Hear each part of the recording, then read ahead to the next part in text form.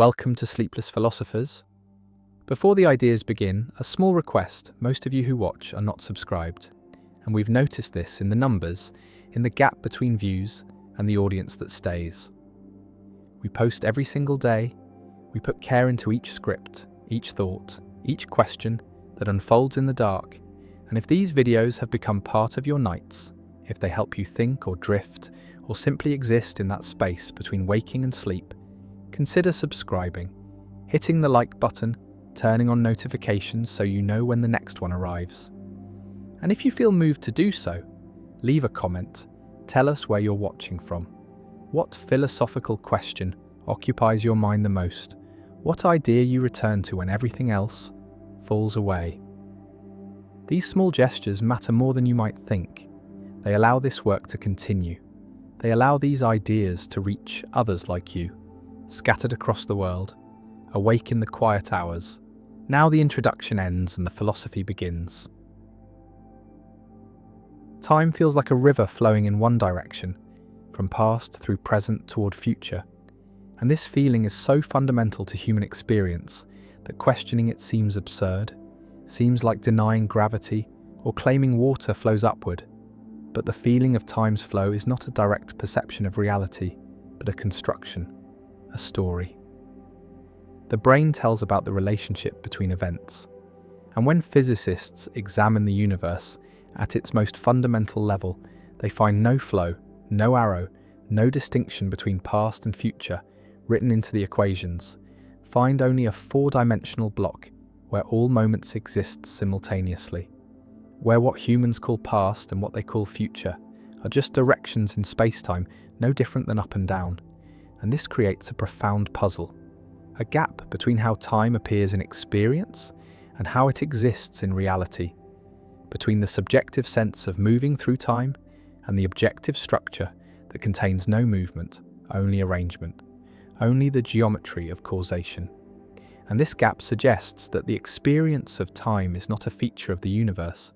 but a feature of consciousness. Not something discovered, but something manufactured. And understanding how this manufacturing happens, how the brain constructs the illusion of flow from raw sensory data and memory and anticipation,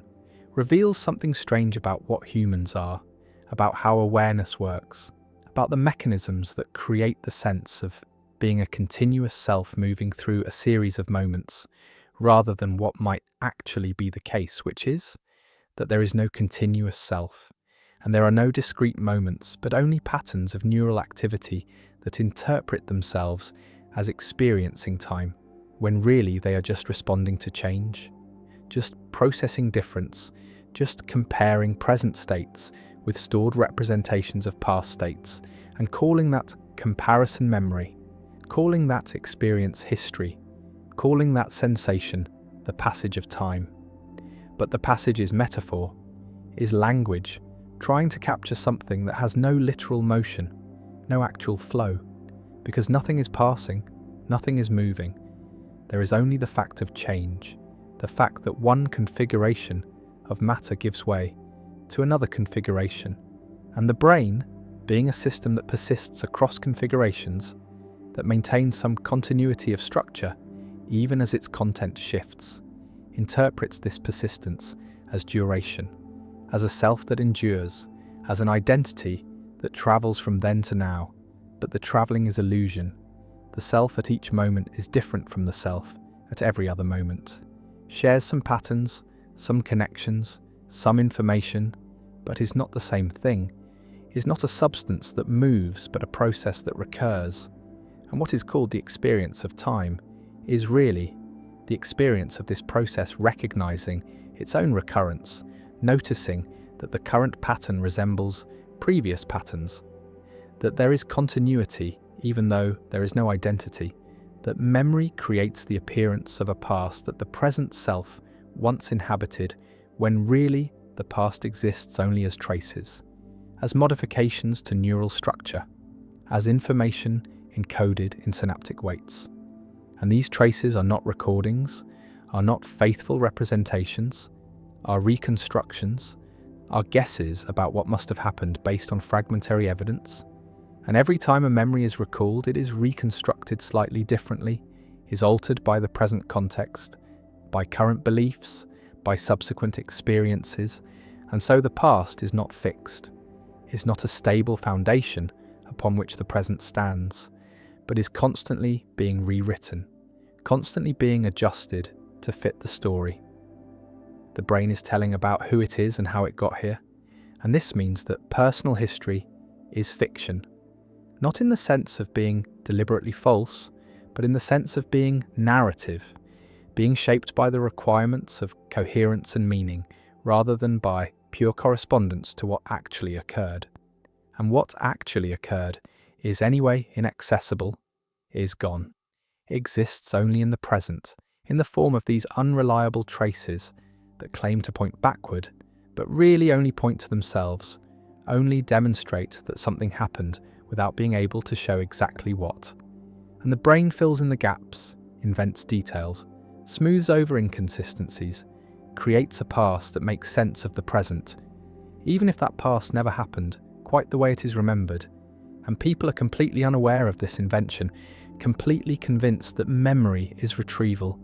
that remembering is like playing back a recording, when really it is more like improvising a story based on a few key words, more like confabulation than documentation, and the implications are vertiginous, because if the past is unreliable, then what is the present based on? What is the foundation of identity? If history is malleable, what does it mean to be the same person over time, if the time itself is constructed, and the person at each moment is different, and the memories connecting them are fabricated? And perhaps the answer is that there is no foundation, no solid ground, no identity in the sense of something that persists unchanged, only the process of identification, the act of claiming continuity, the narrative that says, I am the one who did that, who experienced this, who will do something else tomorrow. And this narrative is not true or false, but functional, is a tool the brain uses to coordinate behavior across time, to plan, to learn, to maintain social relationships. Because others expect continuity, expect that the person they met yesterday will be recognizably the same person today. And so the brain provides that continuity, constructs that sameness, even though at the level of neurons and molecules, there is constant flux, constant replacement, constant change. Henri Bergson argued that there are two kinds of time, clock time and lived time, the abstract mathematical time of physics that divides duration into discrete instants, measurable and uniform, and the qualitative time of consciousness that cannot be divided, that is not made of moments, but is a continuous flow, an indivisible duration where past and present interpenetrate, where memory is not storage but preservation, where the whole of experience is always present, always accessible, not as separate events but as a cumulative whole. And Bergson called this duration, and he believed that science, by spatializing time, by treating it as if it were a line made of points, misses what time actually is in lived experience, misses the flow, the thickness, the way that consciousness is always multiple, always containing more than the present instant, always reaching backward into memory and forward into anticipation. And this multiplicity is what gives experience its richness, its texture, is what makes a melody more than a sequence of individual notes. Because the melody is heard as a whole, as a pattern that emerges from the relationship between notes rather than from the notes themselves. And this pattern exists only in duration, only in the continuous present that holds the past notes in memory while the current note is sounding. And without this duration, there would be no music, no meaning, no connection between moments, just isolated sensations with no relationship. And Bergson believed that the brain does not produce consciousness but limits it, filters it, reduces the totality of duration to the narrow slice that is relevant for action, for survival, for navigating the practical demands of living in a body. and what is called the present moment is really just this filtered slice, this pragmatic selection from the fullness of time and different states of consciousness. Different drugs, different practices can alter the filter, can expand the present, can make it thicker or thinner, can change how much of the past is felt to be co-present with the now. And this variability shows that the present is not a fixed instant, but a flexible window, a span that can be adjusted,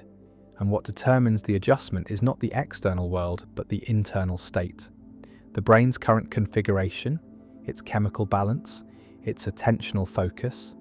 And so the experience of time is not a passive registration of external temporal facts, but an active construction that varies with the observer,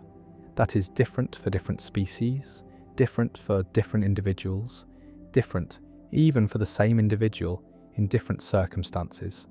And this relativity of subjective time is separate from the relativity of physics, is about consciousness rather than space-time, is about how duration is experienced rather than how it is measured. And Bergson thought that science could never capture this experiential dimension,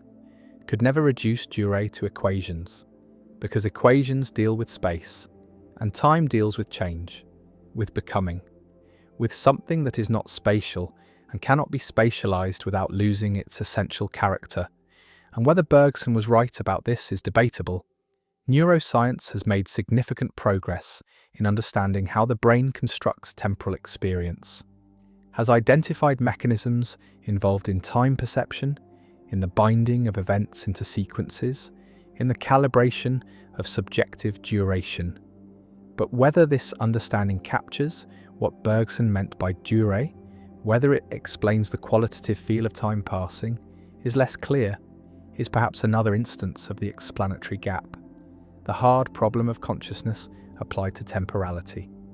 The question of why there is something it is like to experience duration, rather than time just being a parameter in neural computations without any felt quality, without any phenomenology. The specious present, a term coined by William James, refers to the fact that what is experienced as now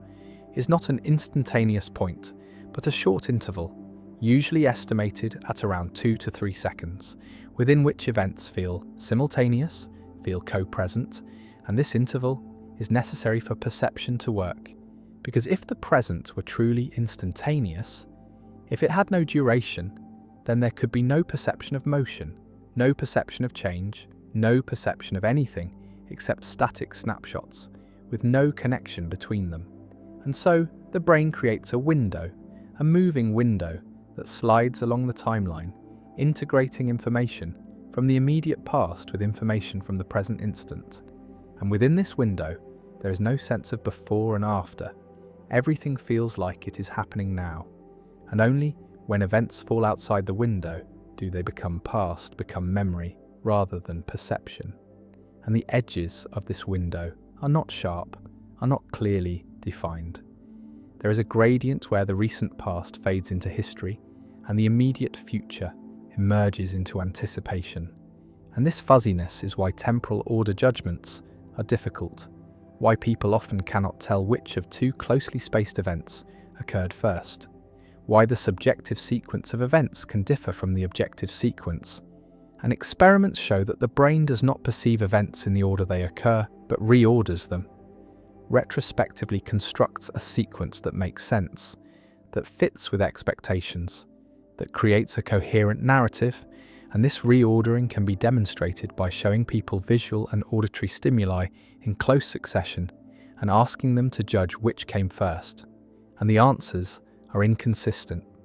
vary depending on attention, on prior exposure, on the semantic relationship between the stimuli. And what this shows is that temporal order is not given but inferred, is a conclusion the brain arrives at rather than a fact it registers. And the brain prioritizes coherence over accuracy, prefers a meaningful sequence to a faithful sequence. And this preference is not conscious, is not deliberate, is built into the perceptual mechanisms that construct experience. And so what is lived is not what happened, but what the brain decides happened. What fits the story, what makes sense in retrospect. and retrospect is the only perspective available, because by the time an event is experienced, it is already past, is already memory. The neural processing takes time. The signal has to travel from sense organs to cortex, has to be integrated, interpreted, bound into a unified percept. And all of this happens in the past, in the few hundred milliseconds before the event enters awareness, and so consciousness is always behind, always lagging, always commenting on what has already occurred, and the sense of being present, of experiencing now, is an illusion created by the brain, backdating its own representations, stamping them with a time signature that says this is happening now, when really it happened a moment ago. And the moment ago is imperceptible, is hidden by the smoothness of the construction, by the fact that the lag is constant and so feels like zero, feels like immediacy, when really there is a gap, a delay, a space between occurrence and awareness that is filled by processing, by the mechanisms that turn raw sensation into coherent experience. And within this gap, anything can happen. Any reordering, any editing, any adjustment that makes the story work. And there is no way to catch the brain in the act. No way to compare the experience to the reality, because the experience is the only access to reality, is the only data available. And so the illusion is perfect, is undetectable from within, can only be inferred from indirect evidence, from experiments that catch the brain making mistakes, from situations where the constructed sequence contradicts the known sequence, and these situations are rare, require careful setup, because most of the time the construction is accurate enough, is close enough to the actual order of events, that no discrepancy is noticed, no problem arises, and this is what the mechanisms are optimized for. Not perfect accuracy, but sufficient accuracy, good enough to navigate the world, to avoid predators, to catch prey, to coordinate action with perception. And beyond that threshold, there is no selective pressure,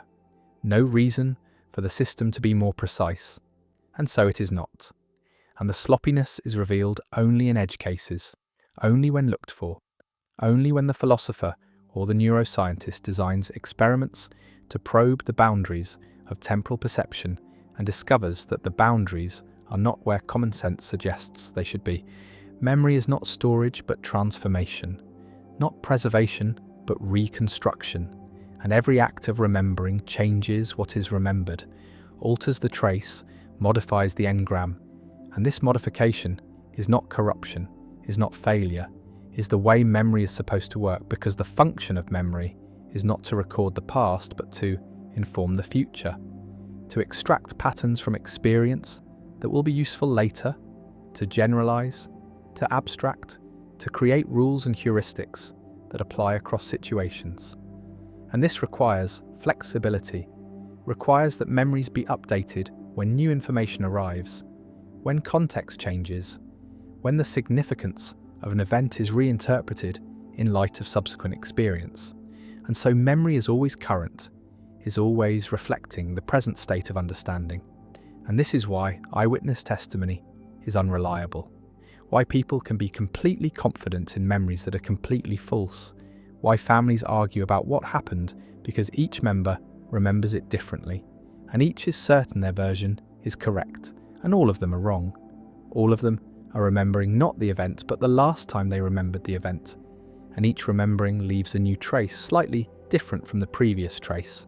and over time the memory drifts, diverges from what actually happened, and there is no original to compare it to, no master copy that remains unchanged. The first encoding is itself an interpretation, is already shaped by attention, by expectation, by emotion, by all the factors that determine what gets noticed and what gets ignored. And so from the beginning, memory is selective, is partial, is biased, and every subsequent recall adds another layer of bias, another round of reconstruction. And what remains after years is often more fiction than fact, is a story that has been told and retold so many times that it has taken on a life of its own, has become part of identity, part of the narrative of who I am and where I came from. And this narrative is precious, is defended against contradiction, is maintained even in the face of evidence because it is not just information, is not just data, is meaning, is the framework through which life makes sense, and threatening the memory is threatening the self, is suggesting that the person is not who they think they are, that the past they rely on is unreliable, and most people cannot tolerate this suggestion, reject it, become angry, double down on their version, and this rigidity is not stubbornness, but self-protection, is the mind defending its coherence, maintaining its integrity against fragmenting forces, and the alternative, accepting that memory is unreliable, that the past is uncertain, that identity is built on sand, is too destabilizing for most, is a kind of epistemological vertigo that threatens to dissolve the ground beneath everything. And so, the illusion is maintained, the confidence is preserved, the memory is trusted even though it should not be, and life continues on this foundation of useful fictions, of pragmatic falsehoods, of stories that are not true but are necessary. And perhaps truth is not the right criterion. Perhaps what matters is not whether the memory corresponds to what happened, but whether it serves the present, whether it helps navigate current challenges, whether it contributes to functioning. And by that standard, most memories are good enough, are functional, even if they are not accurate, even if they are inventions, even if the past they depict never existed except in the retrospective construction that claims to be reporting it. And this is the deepest illusion of time, not that it flows or that the present is specious or that duration is constructed, but that there is a past at all, that history is something that happened rather than something that is happening now, in the present, in the act of remembering, in the process of telling the story.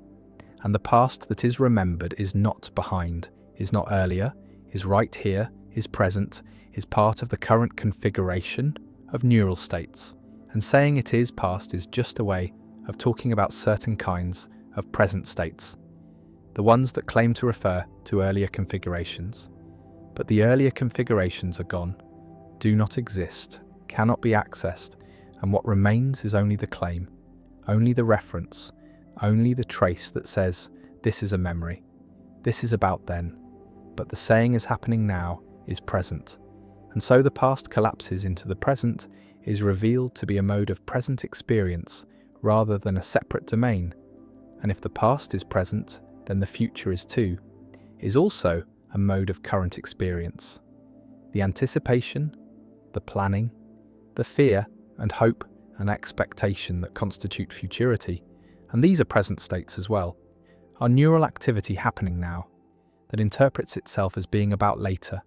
but the later never comes, never is experienced, because when it arrives it is now,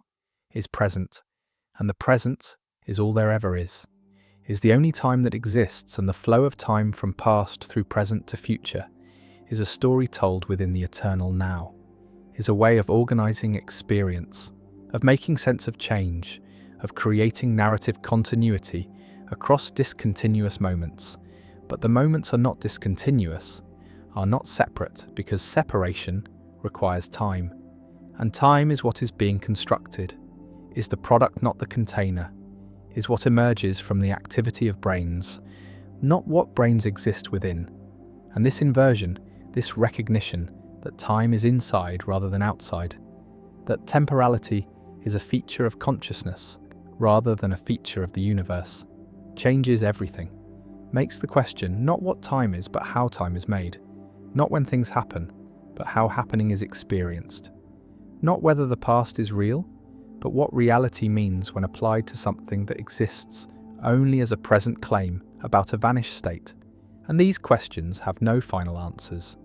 have only perspectives, only frameworks, only ways of talking that are more or less useful depending on context, depending on purpose. And the illusion of linear time is useful, is necessary for planning, for learning,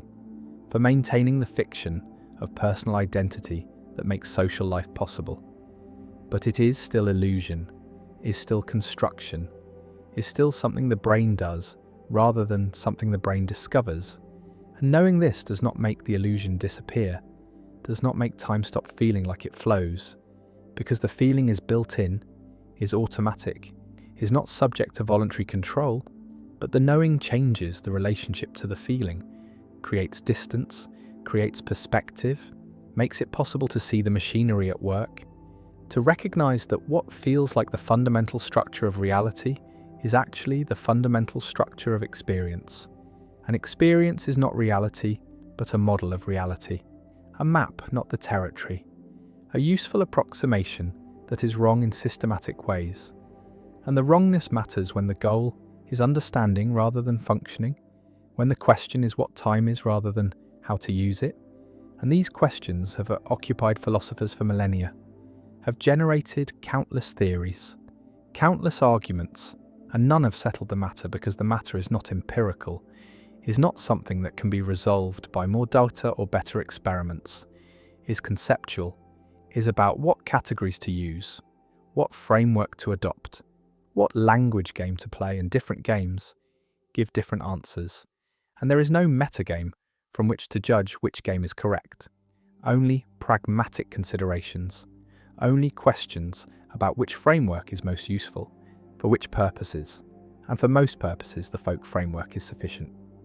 The common sense view that time flows and the past is real, and memory is retrieval, and only when that framework breaks down, only when the contradictions become too obvious or the questions become too fundamental, is there reason to look for alternatives? To consider that maybe time does not flow, maybe the past is not real, maybe memory is not retrieval. And these maybes are not conclusions but invitations, not statements of fact but suggestions to look again, to question the obvious, to doubt the immediate, to recognize that the illusion of linear time is so convincing precisely because it is illusion, because it's made to be convincing, because that is its function, and seeing through it does not require rejecting it, does not require abandoning temporal language or pretending that past and future do not exist, only requires holding them lightly, provisionally, as useful fictions rather than ultimate truths, as tools rather than discoveries, as constructions rather than constraints. And in that lightness there is freedom. Not freedom from time, but freedom within it. Freedom to recognize that the experience is made, is chosen in some sense, even if not consciously. And what is made can be remade. What is chosen can be chosen differently. And the architecture of temporal experience, while deeply ingrained, while largely automatic, is not completely fixed, can be altered through practice, through attention, through deliberate cultivation of different modes of awareness. And these alterations do not reveal the true nature of time, but reveal that there is no true nature, no fact of the matter, only different ways of experiencing, different ways of constructing, different ways of being temporal creatures in a universe that may not be temporal at all, that may be timeless, eternal, a block, where all moments exist at once and the flow is purely in the eye of the beholder, in the structure of consciousness that moves through the block, not because the block is moving, but because consciousness is change, is process, is the activity of comparing states and calling that comparison time. And if this is right, then time is mind-dependent, is subjective in a radical sense, is not something that would exist without observers to construct it. And the universe before consciousness, before brains, was not a universe in time, but a universe of timeless physical states, of mathematical relationships, of geometry without duration. And only when matter organized itself into patterns that could represent their own history, that could compare past states with present states, did time emerge. Did temporality become a feature of the world? Not of the physical world, but of the phenomenal world. The world is experienced, and this emergence is recent, is evolutionary. Recent is less than 1 billion years old in a universe that is 14 billion years old. And for most of the universe's history, there was no time, no flow, no past or future, just configurations of matter energy, obeying laws that contain no temporal asymmetry, no preferred direction. And even now, time exists only locally, only in the small pockets of the universe, where consciousness has emerged, where nervous systems have evolved the capacity to construct temporal narratives, and the rest of the universe remains timeless, remains a four-dimensional block. And what is called the flow of time is the motion of awareness through that block, and the motion is not in the block, but in the awareness. Is a property of minds, not of space-time, and this might be the final truth about time, that it is ours, that we made it, that the illusion of linear time is not an illusion of time, but the creation of time, the bringing into being of something that would not otherwise exist. And in that creation, there is something profound, something that makes consciousness significant, not because it reveals the world, but because it transforms the world, adds temporality to what was timeless, adds meaning to what was bare fact, adds story to what was merely structure. And whether this addition is valuable, whether time is something worth creating, is a question each moment must answer for itself, right here in this specious present that claims to be flowing, but is really just being. Just the fact of awareness watching itself and calling that watching time. Language shapes thought, shapes what can be conceived, what can be expressed, what can be hidden, and most languages allow hiding, allow the gap between what is thought and what is said, allow the performance of statements that do not correspond to internal states, that present as true what is known to be false, that create the possibility of deception, of lying, of the mismatch between inner and outer that is fundamental to social existence as it is currently lived. But what if language did not allow this mismatch? What if the grammar itself prevented the expression of anything except what is actually believed? What is actually experienced? What is actually the case from the speaker's perspective? Not objective truth, which is unknowable, but subjective honesty, which is the correspondence between what is felt and what is said. And the correspondence would be mandatory, would be built into the structure of the language, into the syntax that determines what can be grammatically formed, what sentences are possible, and the possible would exclude any statement that the speaker does not believe, that does not match the speaker's internal state, that constitutes a lie. And lying would not be immoral in such a language, but would be impossible, would be ungrammatical, would be like trying to form a sentence that violates the rules of syntax, that cannot be uttered, not because it's forbidden, but because it's not a sentence in the language, is not something that the grammar allows, and the allowing is what determines what can be thought, what can be expressed, what can be communicated. And if the grammar does not allow lying, then lying becomes not just difficult, but inconceivable, becomes not something that is avoided through moral effort, but something that is impossible through structural constraint. And the constraint is liberating in one sense and terrifying in another, is eliminating the burden of deciding whether to lie, of managing impressions, of performing honesty while concealing dishonesty, but is also eliminating privacy, is making internal states visible, is forcing expression of thoughts and feelings that in normal languages can be hidden, can be kept private, can be protected from others, through the simple expedient of not saying them or saying something else instead. And the instead is what becomes impossible, is what the grammar prevents, is what makes this language unlike any language that currently exists. Though hints of it appear in languages that have complex evidential systems, that require speakers to mark how they know what they're claiming, whether through direct perception, through inference, through hearsay, and the hearsay is marked differently than the directly witnessed, is grammatically distinguished, is making it impossible to claim direct knowledge of something that was only heard about. And the hearing about is different from the seeing, is marked as different, is forcing honesty about the source of information, about the reliability of knowledge, about the basis for claims. And the basis must be indicated, must be grammatically encoded, must be part of every statement. And this encoding is a constraint on lying, is making certain kinds of deception difficult, is revealing the grounds of knowledge, but is not eliminating lying entirely, is not preventing the claim that something was directly witnessed when it was not. is allowing the lie about the source, even if the source must be stated, but the language that makes lying impossible would go further, would not just require marking of evidentiality, but would make the marking automatic, would make it impossible to state anything that is not believed, that is not supported by the evidence that the speaker has, that does not correspond to the speaker's actual internal state,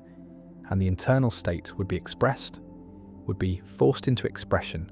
would become public through the act of speaking, and speaking would become confession, would become revelation, would become the exposure of thoughts and feelings that are usually hidden, that are usually managed, that are usually performed rather than expressed, and the expression would be mandatory, would be built into the grammar, would make every utterance honest not through virtue, but through structure, not through choice, but through constraint.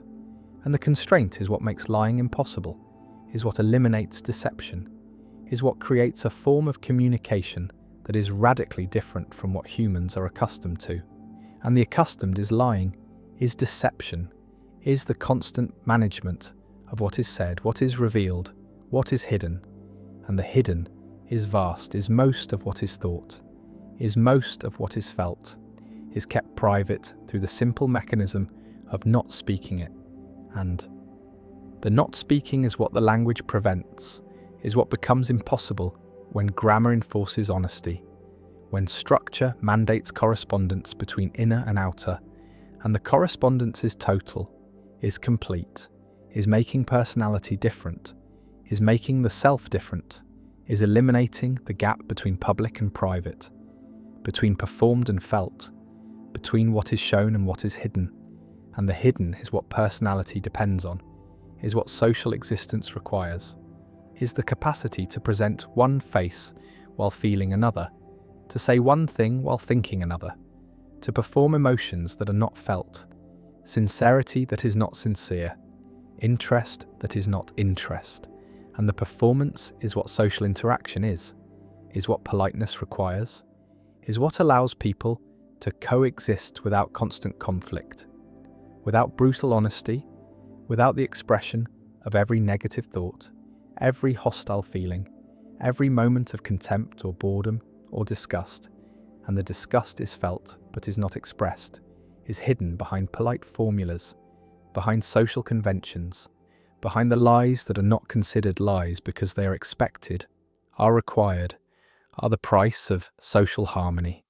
And harmony is what would be lost, is what would become impossible in a language that prevents lying, that forces honesty, that makes every utterance correspond to internal state.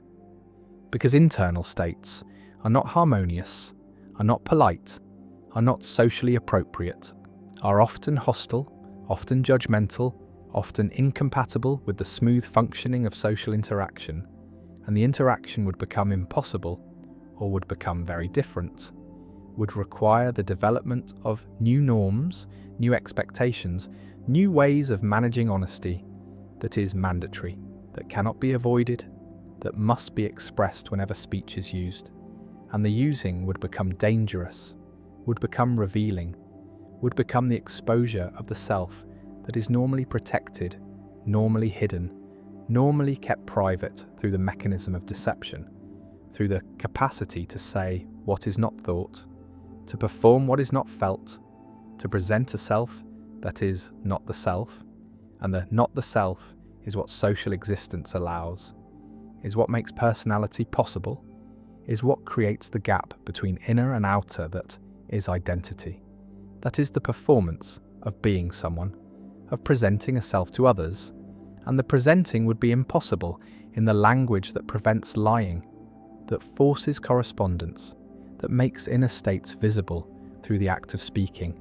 and speaking would become rare, would become dangerous, would become something to be avoided because it reveals, because it exposes, because it makes public what is usually private, and the private is what humans need, is what allows them to have thoughts that are not shared, feelings that are not expressed, judgments that are not voiced, and the voicing would be automatic, would be forced by grammar, would make silence the only protection, the only privacy, the only way to hide what is usually hidden through lying, through deception, through the performance of false statements, and the false would be impossible, would be ungrammatical,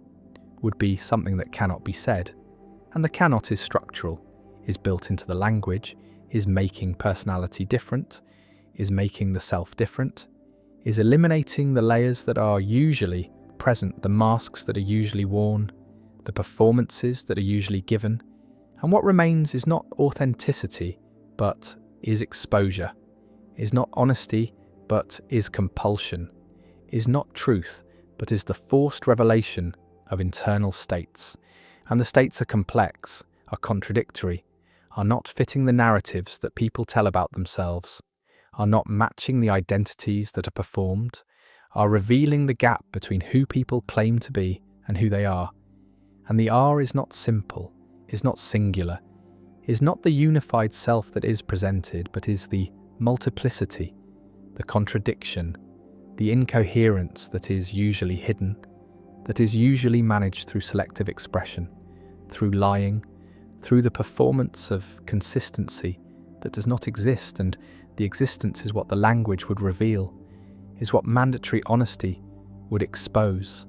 is the inconsistency, the multiplicity, the contradictions that are the self, and the self would be different, would be unable to maintain the fiction of unity, would be forced to express the contradictions, to acknowledge the multiplicity, to reveal the incoherence, and the revealing would be constant, would be unavoidable, would be the result of speaking at all, and speaking would become rare, would become something that happens only when necessary, only when the exposure is worth the information conveyed, only when the revelation is acceptable, and the acceptable would be rare, would be limited to contexts where honesty is safe, where exposure does not create danger, does not produce conflict, does not destroy relationships. And relationships would be different, would be based on actual knowledge rather than on performance, on actual states rather than on presentations, on honesty that is forced rather than on lies that are chosen. And the chosen is what current relationships allow, is what makes them possible, is the capacity to select what is revealed, to manage what is expressed, to perform the self that is needed in each context, and the context would determine what is said, what is shown, what is hidden. But in the language that prevents lying, the hiding would be impossible, the selection would be impossible. The only choice would be silence or exposure, and the exposure would be total, would be revealing not just the thought that is being expressed, but the state that underlies it, the feeling that accompanies it, the judgment that is being made, and the judgment would be visible, would be expressed, would be unavoidable, and the avoiding is what social interaction depends on, is what allows people to coexist despite judgments, despite hostilities, despite the negative feelings that are normal, that are universal, that are kept private through the mechanism of deception, and the deception would be impossible, would be eliminated by grammar, would be structurally prevented, and what would remain is silence, is the choice to not speak, is the only privacy available, the only protection against exposure, against revelation, against the forcing of honesty that makes lying impossible. And impossible is what lying would be, is what deception would be, is what the language would achieve through structure, through grammar, through the rules that determine what can be said, and what can be said would be only what is actually the case, what is actually believed, what actually corresponds to internal state. And the state would be expressed, would be revealed, would be made public through the act of speaking, and speaking would become dangerous, would become rare, would become something to be avoided, and the avoiding would be the new form of privacy, the new way of hiding, the new mechanism for protecting the self. And the self would be different, would be unable to perform, unable to lie, unable to maintain the fictions that are identity, that are personality, that are the social self that is presented to others. And the others would know, would see, would be unable to be deceived. And the deception is what social interaction depends on, is what allows harmony, is what prevents constant conflict. And the conflict would be constant, would be unavoidable, would be the result of mandatory honesty, of forced expression, of the elimination of the capacity to lie. And lying is what humans do, is how they interact, is how they maintain relationships, is how they navigate social worlds. And the worlds would be different, would be impossible, would be unrecognizable in a language that makes lying impossible, that forces honesty through grammar, that eliminates deception through structure. And the structure is what would make personality different, would make the self different, would make identity different, would make social existence different, would make everything different, because lying is fundamental, is pervasive, is constant, is the way that humans communicate, is the mechanism through which they manage others, through which they protect themselves, through which they maintain the fictions that are necessary for functioning, and the functioning would be impossible, would be eliminated, would be replaced by something else, something that is not yet imaginable, something that would emerge from the constraint, from the mandatory honesty, from the impossibility of lying. And the impossibility is what the language would create, is what grammar would enforce, is what would make deception structurally prevented, grammatically impossible, utterly unavailable. And the unavailable is lying, is deception, is the gap between inner and outer. And the gap would close, would be eliminated, would be structurally prevented by a language that makes lying impossible, that forces honesty, that reveals internal states, that exposes the self, that eliminates privacy, that makes personality different, that makes identity different, that makes social existence different, that makes everything different. And the different is what would emerge, is what would result, is what a language that makes lying impossible would create. And the creating would be radical, would be transformative, would be making human existence unrecognizable, would be eliminating the deception. That is fundamental, that is pervasive, that is constant, that is the way humans communicate, and the communication would be different, would be based on honesty that is forced, on expression that is mandatory, on revelation that is unavoidable, and the unavoidable is what makes lying impossible, is what grammar enforces, is what structure mandates, is what a language could do, could create, could impose. If the language were designed to prevent deception, to force honesty, to make lying grammatically impossible, syntactically unavailable, structurally prevented, and the prevention is what would make everything different, would make personality different, would make the self different, would make identity different, would make social existence different, would make communication different, would make humanity different. And the different is what a language that makes lying impossible would create, would enforce, would mandate, would impose, and the imposing would be total, would be complete, would be unavoidable, would be the structure that makes deception impossible, that makes lying ungrammatical, that makes honesty mandatory, that makes expression revealing, that makes personality different, that makes the self exposed, that makes privacy impossible, that makes silence the only hiding, that makes speaking dangerous, that makes lying impossible. And impossible is what lying would be, is what deception would be, is what the language would achieve, is what grammar would enforce, is what structure would mandate, is what would make everything different. And the different is what a language that makes lying impossible would create, would produce, would enforce, would mandate, would impose, and lying would be impossible, would be ungrammatical, would be structurally prevented, would be utterly unavailable, would be eliminated by grammar, by structure, by the rules that determine what can be said, and what can be said would be only truth, only honesty, only correspondence, only what is actually the case, what is actually believed, what actually matches internal state. And the state would be expressed, would be revealed, would be made visible, would be exposed through speaking, and speaking would be dangerous, would be rare, would be avoided, and the avoiding would be the only privacy, the only protection,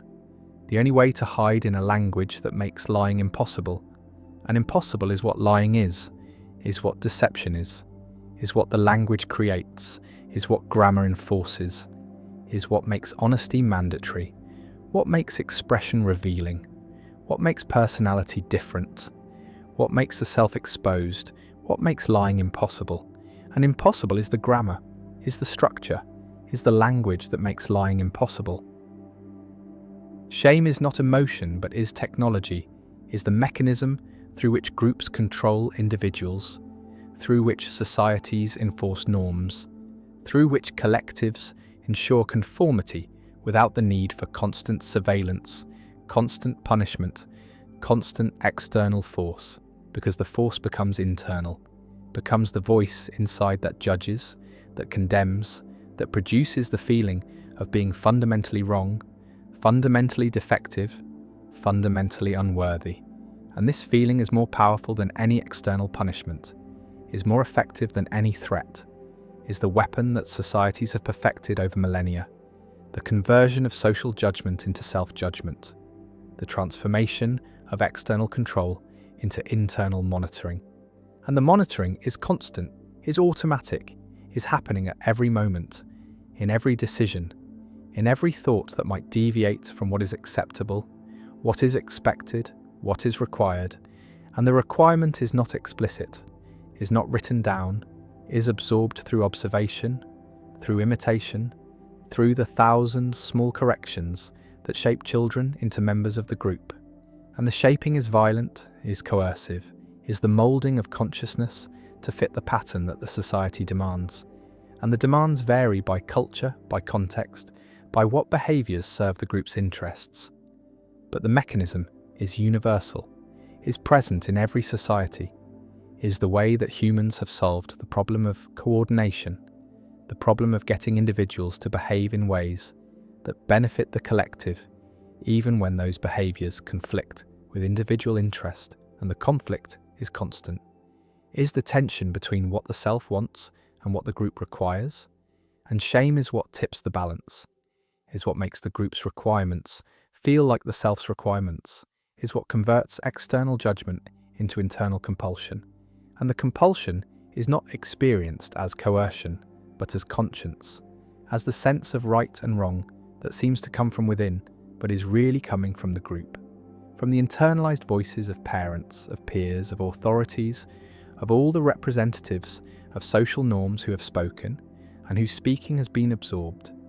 has been converted into the inner voice that judges, that shames, that produces the feeling that is unbearable, that is worse than pain. That is the sense of being exposed, of being seen in one's wrongness, in one's defectiveness, in one's failure to meet the standards that everyone else seems to meet effortlessly. And the effortlessness is illusion, is the result of successful internalization, is what happens when shame has done its work, when the external has become internal, when the monitoring is so automatic that it feels like nature, like the way things are, like the voice of truth rather than the voice of power. And power is what shame is the exercise of control, is the way that the group extends its reach into the individual, into the mind, into the private space where decisions are made. And the decisions are not free, are not autonomous, are shaped by the anticipation of shame, by the fear of exposure, by the need to maintain the facade of being acceptable, of being worthy, of being someone who meets the standards. And the standards are impossible, are designed to be impossible, are set high enough that everyone fails, that everyone is vulnerable to shame, that everyone needs the group's forgiveness, the group's acceptance, the group's willingness to overlook the failures, as long as the proper contrition is shown, the proper submission is performed, the proper deference is given to the norms that were violated, and the violation is inevitable, is guaranteed, is the way that shame maintains its power. Because if everyone could meet the standards, then shame would lose its force, would become irrelevant, would no longer be useful for control. And so the standards are calibrated, are adjusted, are maintained at the level where most people are failing most of the time, are feeling inadequate, are needing reassurance, are seeking validation. And the seeking is the mechanism, is the way that shame produces conformity, produces obedience, produces the constant effort to be good, to be acceptable, to be worthy of belonging, and belonging is what is at stake, is what shame threatens, is the thing that will be lost if the shame is too great, if the exposure is too complete, if the judgment is too severe, and the severity is variable, is depending on culture, on context, on what the group needs to enforce, and what it needs to enforce varies, is different in honor cultures, where shame is about reputation, about the family's standing, about the public face that must be maintained, and in guilt cultures, where shame is about internal.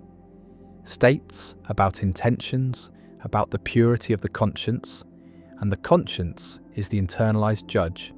is the voice that speaks even when no one is watching, that produces guilt even in private, that makes the internal monitoring as effective as external surveillance, and the effectiveness is what makes guilt cultures powerful, is what allows them to function with less overt control, with less public punishment. Because the punishment is internal, is the guilt that gnaws, that torments, that produces the feeling of being wrong, even when the behaviour is hidden, even when the transgression is secret. And the secret is what guilt cultures target, is what they make unbearable, is what they convert into shame through the internalization of norms, through the creation of conscience, through the training of the inner voice to judge, to condemn, to produce the feeling that is worse than any external punishment. And the worse is the genius of the system, is the efficiency of shame, is the way that control becomes self-control, that power becomes invisible, that coercion becomes choice, and the choice is not free but is shaped by the anticipation of shame, by the fear of guilt, by the need to avoid the feeling that is unbearable, and the unbearable is what shame produces, is the emotion that is more painful than physical pain, that is more threatening than external danger, that is triggering the same neural circuits as social death,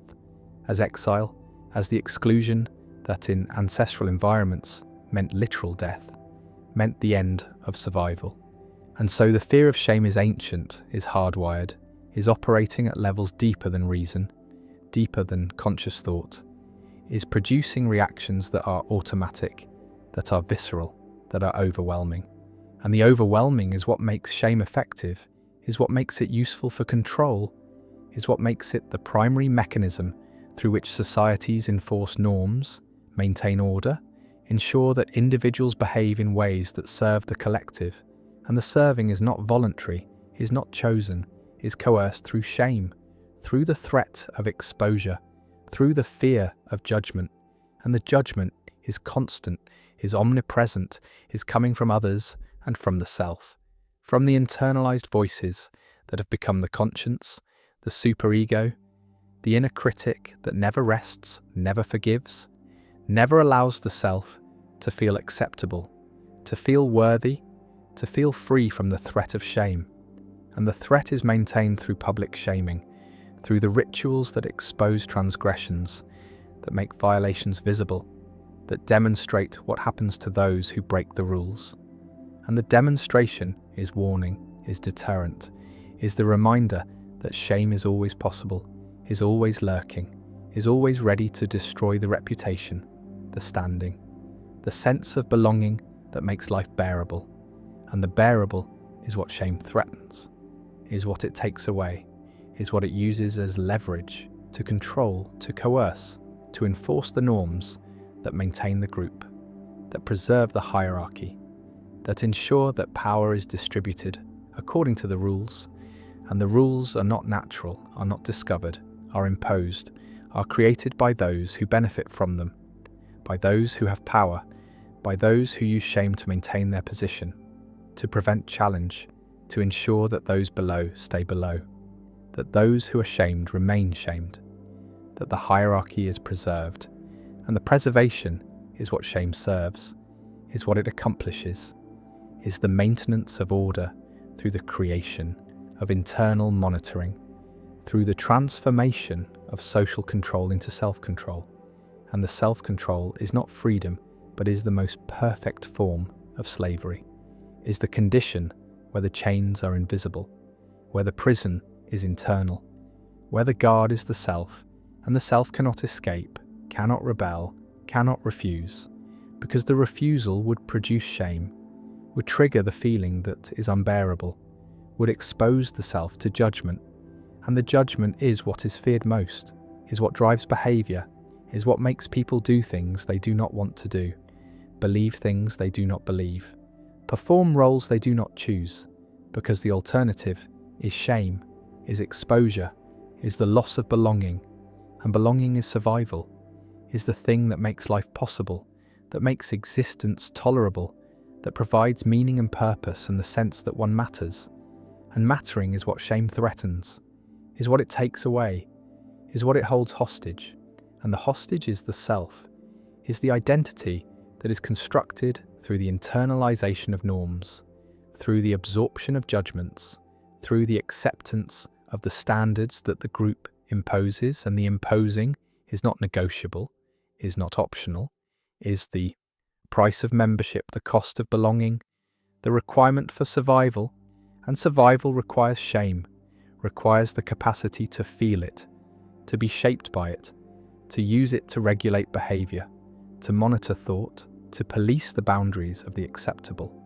And the acceptable is narrow, is constrained, is defined by the group, and the group's definition is arbitrary, is variable, is serving interests that are not the individual's interests, that are the interests of power, of hierarchy, of the maintenance of the order that benefits some at the expense of others. And the others are kept in place through shame, through the feeling that they are less, that they are wrong, that they are unworthy, and the unworthiness is not fact but is assignment, is the judgment that the group makes, that the individual internalizes, that becomes the truth of the self, the core belief around which identity is organized, and the organization is pathological, is producing suffering, is creating the sense that the self is fundamentally defective, fundamentally wrong, fundamentally deserving of the judgment, and the judgment is harsh, is relentless, is coming from within and without, from the self and from others, and the others are always watching, always judging, always ready to shame. And the readiness is maintained through public shaming, through the revival of practices that were thought to be barbaric, to be outdated, to be incompatible with modern values, but are returning, are being embraced, are being used with new technologies, with social media, with the platforms that make public shaming instantaneous, global, permanent. And the permanence is new, is the addition that technology brings, is the way that shame now lasts forever, is recorded, is searchable, is never forgotten. And the never forgotten is the enhancement of shame, is the intensification of its power, is the conversion of temporary judgment into permanent stigma. And the stigma is the mark, is the label, is the thing that defines the person, that reduces them to their failure, to their transgression, to the moment when they were exposed, when they were judged, when they were shamed. And the shaming is not correction, is not education, is not intended to help, but is intended to punish, to exclude, to destroy. And the destruction is what public shaming achieves, is what it is designed to do, is the elimination of the person from the community, from the acceptable, from the realm of those who matter. And the mattering is what is taken away, is what shame removes, is what is lost when the judgment is public, when the exposure is complete, when the person becomes the embodiment of wrongness, of defectiveness, of unworthiness, and the unworthiness is total, is overwhelming, is the condition that produces not just embarrassment, but the deeper shame, the toxic shame, the shame that is not about what one did, but about what one is, and the is the problem, is the conversion of behaviour into identity, is the judgment that extends from the action to the actor, from the mistake to the person, from the moment to the essence. And the essence is what shame targets, is what it damages, is what it destroys, is the sense of being fundamentally acceptable, fundamentally worthy, fundamentally deserving of existence. And the existence becomes questionable becomes something that must be justified, must be earned, must be proven through the constant performance of acceptability, and the performance is exhausting, is impossible, is the burden that shame creates, is the weight that is carried by everyone who has internalized the judgment, who has absorbed the norms, who has become the monitor of their own behavior, and the monitoring is constant, is automatic, is producing anxiety, is producing the sense that at any moment the failure might happen, the exposure might occur, the shame might descend, and the descending is what is feared, is what drives the performance, is what makes people desperate to be good, to be acceptable, to be beyond reproach. And the beyond reproach is impossible, is unattainable, is the standard that ensures everyone is vulnerable, everyone is exposed, everyone is subject to shame, and the subject is the self, is the identity that is constructed through shame, that is defined by the internalized judgments, that is shaped by the fear of exposure. And the exposure is what social media enables, is what the digital age amplifies, is the possibility that at any moment anything might be revealed, anything might be judged, anything might become the basis for public shaming. And the basis is often trivial, is often a mistake, is often something that in another context would be ignored, would be forgotten, would be forgiven, but in the context of public shaming becomes unforgivable, becomes the thing that defines, that destroys, that reduces the person to the object of judgment, to the target of collective rage, to the scapegoat that the group needs, that the society uses, that shame requires. Because shame is not just individual, but is collective, is not just personal, but is social, is not just feeling, but is function, is the mechanism through which groups maintain cohesion, through which societies enforce norms, through which power maintains itself, and the maintenance is achieved through the constant threat of shame, through the ever-present possibility of exposure, through the fear that keeps people in line, keeps them conforming, keeps them performing the roles that the society assigns. And the assignment is not chosen, is not negotiated, is imposed through shame, through the feeling that to deviate is to be wrong, to be defective, to be unworthy. And the unworthiness is the lever, is the tool, is the way that power operates, is the currency that shame represents, is the thing that is spent, that is accumulated, that is traded in the social economy, where reputation is wealth, where honor is capital, where shame is debt, and the debt is inherited, is passed down, is the legacy of transgression, is what families carry, what lineages bear, what communities cannot escape. Because shame is not just about the individual, but is about the group, is about the collective honor that must be maintained, that must be protected, that must be defended against the contamination of shame. And the contamination is what happens when one member transgresses, when one person is exposed, when one individual brings shame upon the family, upon the community, upon the collective. And the collective responds with punishment, with exclusion, with the violence that is justified by the need to restore honor, to remove the stain, to eliminate the source of shame. And the elimination can be social, can be physical, can be the death that honor cultures prescribe, that honor killings enforce, that the logic of shame demands when the transgression is too great, when the exposure is too complete, when the only way to restore honor is to destroy the source of dishonor, and the destruction is murder, is violence, is the extreme form of shame's power, is what happens when shame is not just emotion, but is law,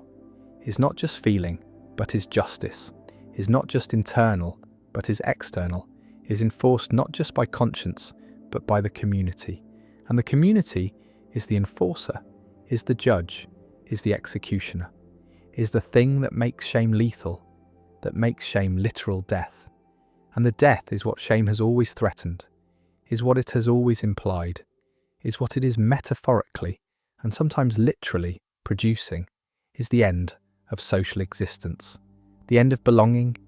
the end of the self as recognized, as valued, as mattering. And the mattering is what makes life worth living, is what makes existence bearable, is what shame takes away, is what shame holds hostage, is what shame uses to control, to coerce, to enforce the norms that maintain the group, that preserve the hierarchy, that ensure that power remains distributed according to the rules, and the rules are maintained through shame, are enforced through guilt, are perpetuated through the internalization of judgment, through the conversion of external control into internal monitoring, through the creation of the conscience that is not freedom, but is the most sophisticated form of slavery, is the condition where the individual has become the agent of their own oppression, has become the enforcer of the norms that harm them, has become the voice that judges, that shames, that makes life unbearable. And the unbearable is what shame produces, is what it is designed to produce, is the mechanism through which societies control individuals, through which power maintains itself, through which the currency of shame is spent, is accumulated, is traded, is the thing that makes social life possible, that makes coordination achievable, that makes conformity enforceable, and the enforcement is continuous, is total, is the permanent condition of social existence, is the cost of belonging, is the price of survival, is the burden that everyone carries, is the weight of shame, of guilt, of the internalized judgment that never rests, never forgives, never allows the self to be free, to be acceptable, to be beyond the reach of shame. And the reach is infinite, is extending into every moment, every decision, every thought, is the omnipresent threat that keeps people in line, that makes them perform, that makes them conform, that makes them serve the group even when the group is serving power, is maintaining hierarchy, is preserving the order that benefits the few at the expense of the many, and the many are controlled through shame, are kept in place through guilt, are made to believe that their suffering is their fault, is their failure, is their unworthiness,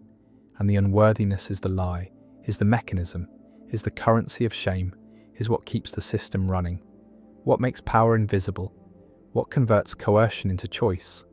and the choice is not free but is shaped by shame, by guilt, by the fear of judgment, by the anticipation of exposure, by the threat that is always there, always present, always ready to descend.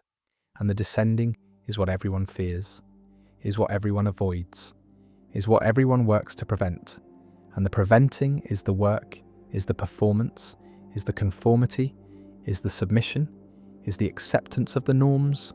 the internalization of the judgment, the absorption of the shame that is the currency, that is the mechanism, that is the way that societies control, that power maintains itself, that individuals are shaped into members of the group. And the shaping is violence, is coercion, is the transformation of the self into the thing that the group needs. And the need is conformity, is obedience, is the willingness to carry the shame, to feel the guilt, to be the subject of judgment. And the subject is what shame creates, is what guilt produces, is the self that is never free, never acceptable, never beyond the reach of the currency that is shame, that is guilt, that is the mechanism through which humanity controls itself, enforces its norms, maintains its order, and the order is maintained through suffering, through the feeling that is unbearable, through the emotion that is technology, through the currency of shame. Memory is not a gift, but a burden. Not the preservation of experience, but its prolongation. Not the recording of the past, but its endless present tense replay. And this replay is what makes trauma permanent, what makes suffering extend beyond its moment, what converts a single event into a lifetime of pain, because the event is not just remembered, but is relived. It is re-experienced in the body, in the nervous system, in the patterns of activation that do not distinguish between then and now, between memory and occurrence, between representation and reality. And so the past remains present, remains active, remains capable of causing suffering long after the original threat has passed, long after the danger is over. Long after, any adaptive function of remembering could be served, and this persistence raises the question of whether some memories should be erased, whether some experiences should be forgotten, whether the technology that is emerging that promises to selectively delete traumatic memories while leaving other memories intact should be used, should be embraced, should be offered to those whose lives are destroyed by memories. They cannot escape, cannot integrate, cannot survive, and the survival is what is at stake, is what makes the question urgent. Because some memories are incompatible with living, are producing symptoms that are unbearable,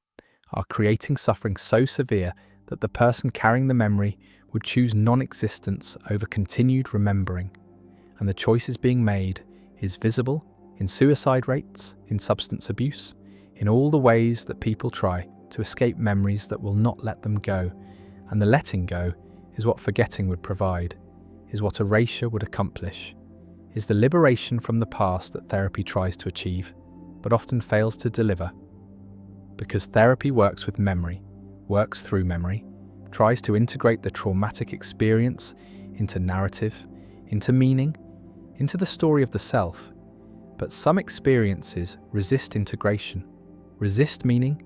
resist becoming part of any story except the story of horror, of violation, of the destruction of everything that makes life livable. And when integration fails, when meaning cannot be found, when the memory remains as intrusive, as overwhelming, as fragmenting as it was at the moment of encoding, then what is the ethical response? Is it to insist that the person continue carrying the memory, continue suffering from it, continue being destroyed by it?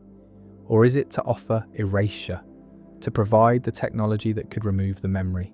could delete the trace, could free the person from the past? And the freedom is what erasure promises, is what makes it appealing, is what drives the development of techniques that can target specific memories, that can identify the neural patterns associated with traumatic experiences and disrupt them, prevent them from reconsolidating, make them inaccessible. And the inaccessibility is forgetting, is the functional equivalent of the memory never having been formed. And if the memory was never formed, then the trauma never happened. Not in the sense that the event did not occur, but in the sense that it is not remembered, is not present, is not continuing to shape experience. And the shaping is what memory does, is how the past influences the present. And if the influence is removed, then the past is effectively erased, is no longer part of the person's life, is no longer determining their responses, their possibilities, their sense of who they are. And the who they are is the problem, is the question that erasure raises. Because if identity is constituted by memory, if the self is the narrative constructed from experiences, then what happens to identity when memories are deleted, when experiences are removed, when the continuity is broken? And the continuity is what makes the self feel stable, feel coherent, feel like the same person over time. And if memories are erased, then the person who emerges is not the same person, is someone different, is someone who did not have those experiences, who was not shaped by that trauma, who does not carry that pain. And this difference is what makes erasure controversial, is what raises the ethical question of whether it is right to change someone's identity, to make them into someone else, even if that someone else would suffer less, would function better, would have a life that is livable. Because the life that is livable is not the life of the person who chose erasure, is the life of a different person, a person who is created by the deletion of memory. And creation through deletion is strange, is unsettling, is raising questions about what it means to be the same person, what continuity consists of, what identity requires, and the requirements are not clear, are disputed, are the subject of philosophical debate that has no resolution. Because some theories say that identity requires psychological continuity, requires that there be a chain of memories connecting present self to past self. And if that chain is broken, if memories are deleted, then continuity is lost, identity is disrupted. The person who exists after erasure is not the same person who existed before, and this non-sameness is either a problem or a solution depending on perspective, depending on whether identity is valued more than well-being, whether continuity is more important than happiness, whether the integrity of the self matters more than the quality of experience, and the quality of experience is what suffers under traumatic memory, is what is destroyed by intrusive recollections, is what makes life unbearable for those who cannot forget. And if they cannot forget naturally, then perhaps they should be allowed to forget artificially, to choose erasure, to opt for the deletion of memories that are destroying them. And the destruction is real, is measurable, is visible in brain scans, in stress hormone levels, in all the biomarkers of chronic suffering. And the suffering is not ennobling, is not making people stronger, is not serving any purpose except to demonstrate that memory can be prison, can be torture, can be the mechanism through which the past destroys the present. And the destruction is what erasure would prevent, is what deletion would stop, is what forgetting would accomplish. And the accomplishing is mercy, is compassion, is the recognition that some memories are too heavy to carry, are too painful to bear, are incompatible with survival, and survival is what matters, is what should be prioritized, is what justifies intervention, justifies technology, justifies the manipulation of memory that would once have been considered impossible, unthinkable, unethical, but is now possible, is now real,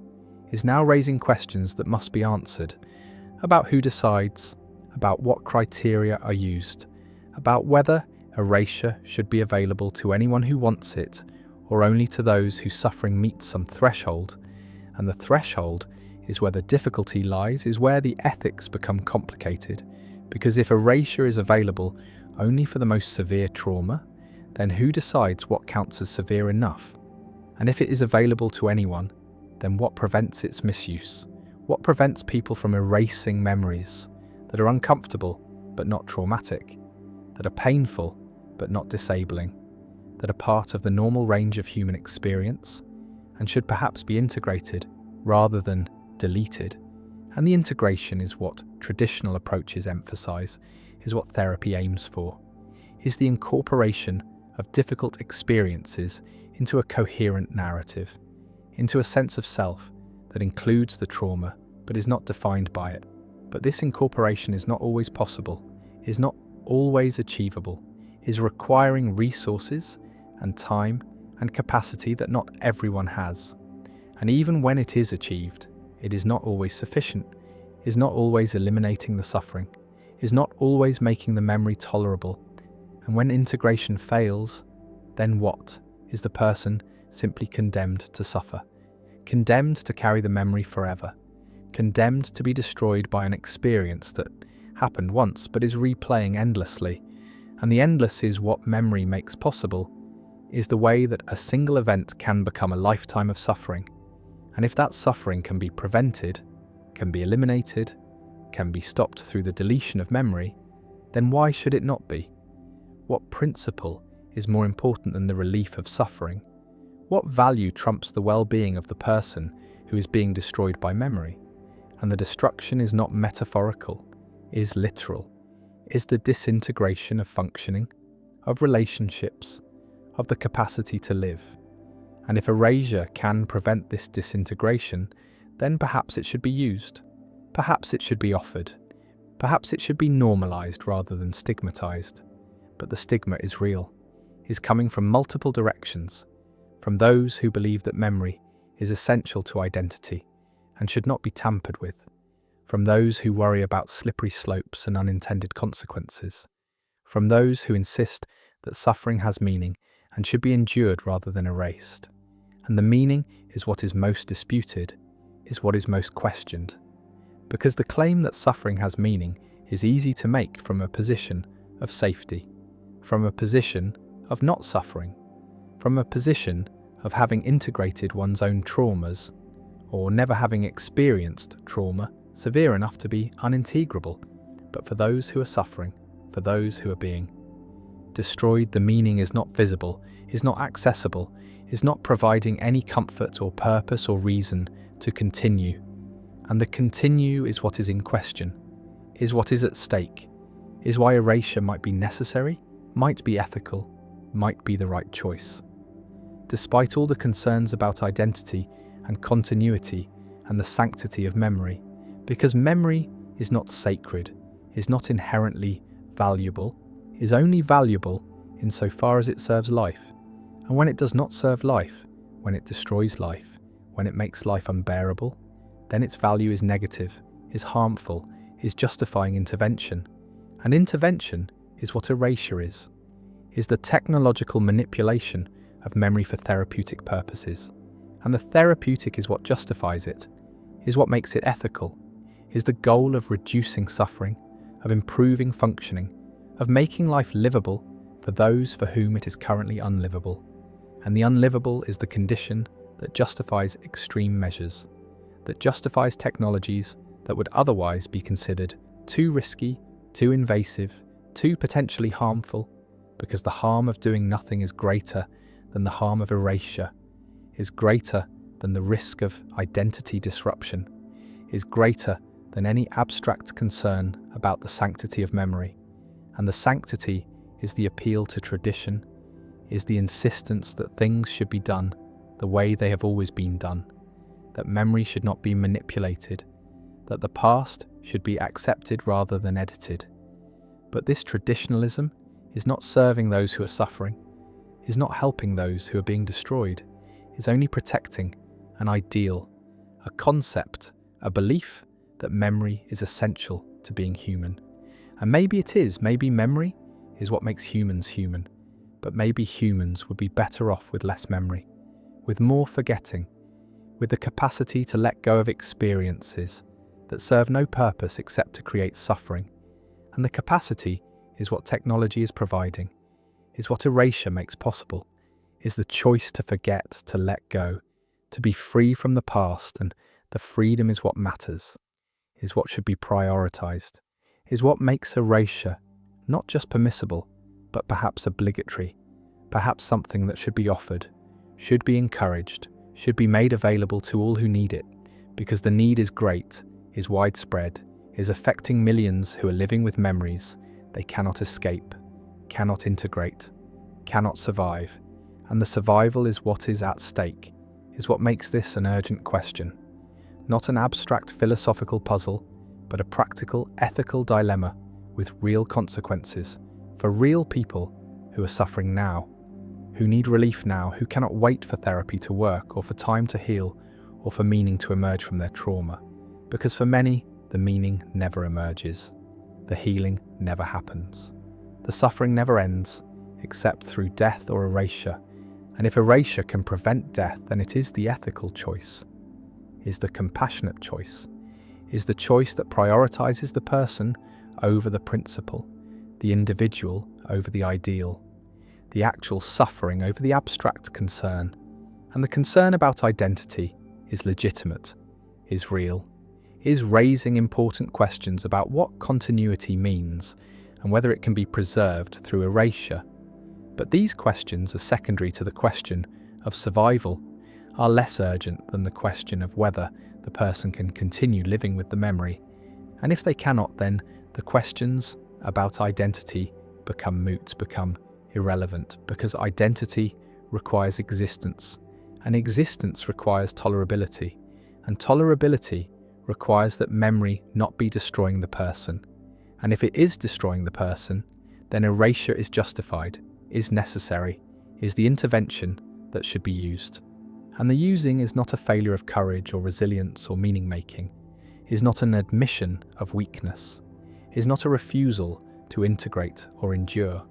is simply the recognition that some experiences are too much, are beyond what can be borne, are incompatible with living.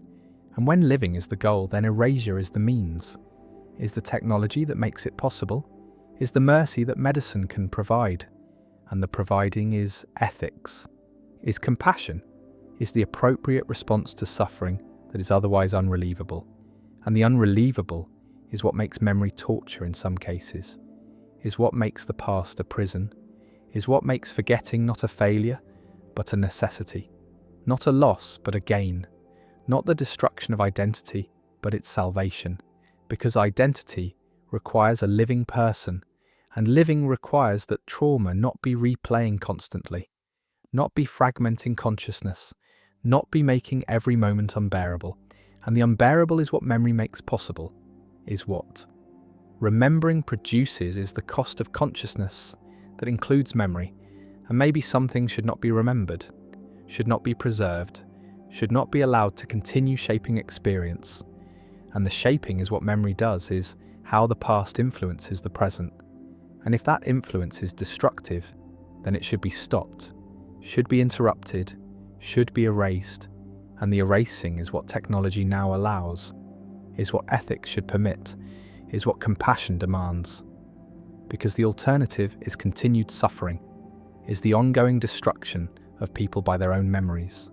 is the insistence that they carry burdens that no one should have to carry, that serve no purpose, that make no meaning, that produce only pain, and the pain is enough, is sufficient reason to intervene, is justification for erasure, for deletion, for the right to forget, for the mercy of amnesia, for the liberation from memory that is prison, that is torture. That is the mechanism through which trauma becomes permanent. And the permanent is what should be ended,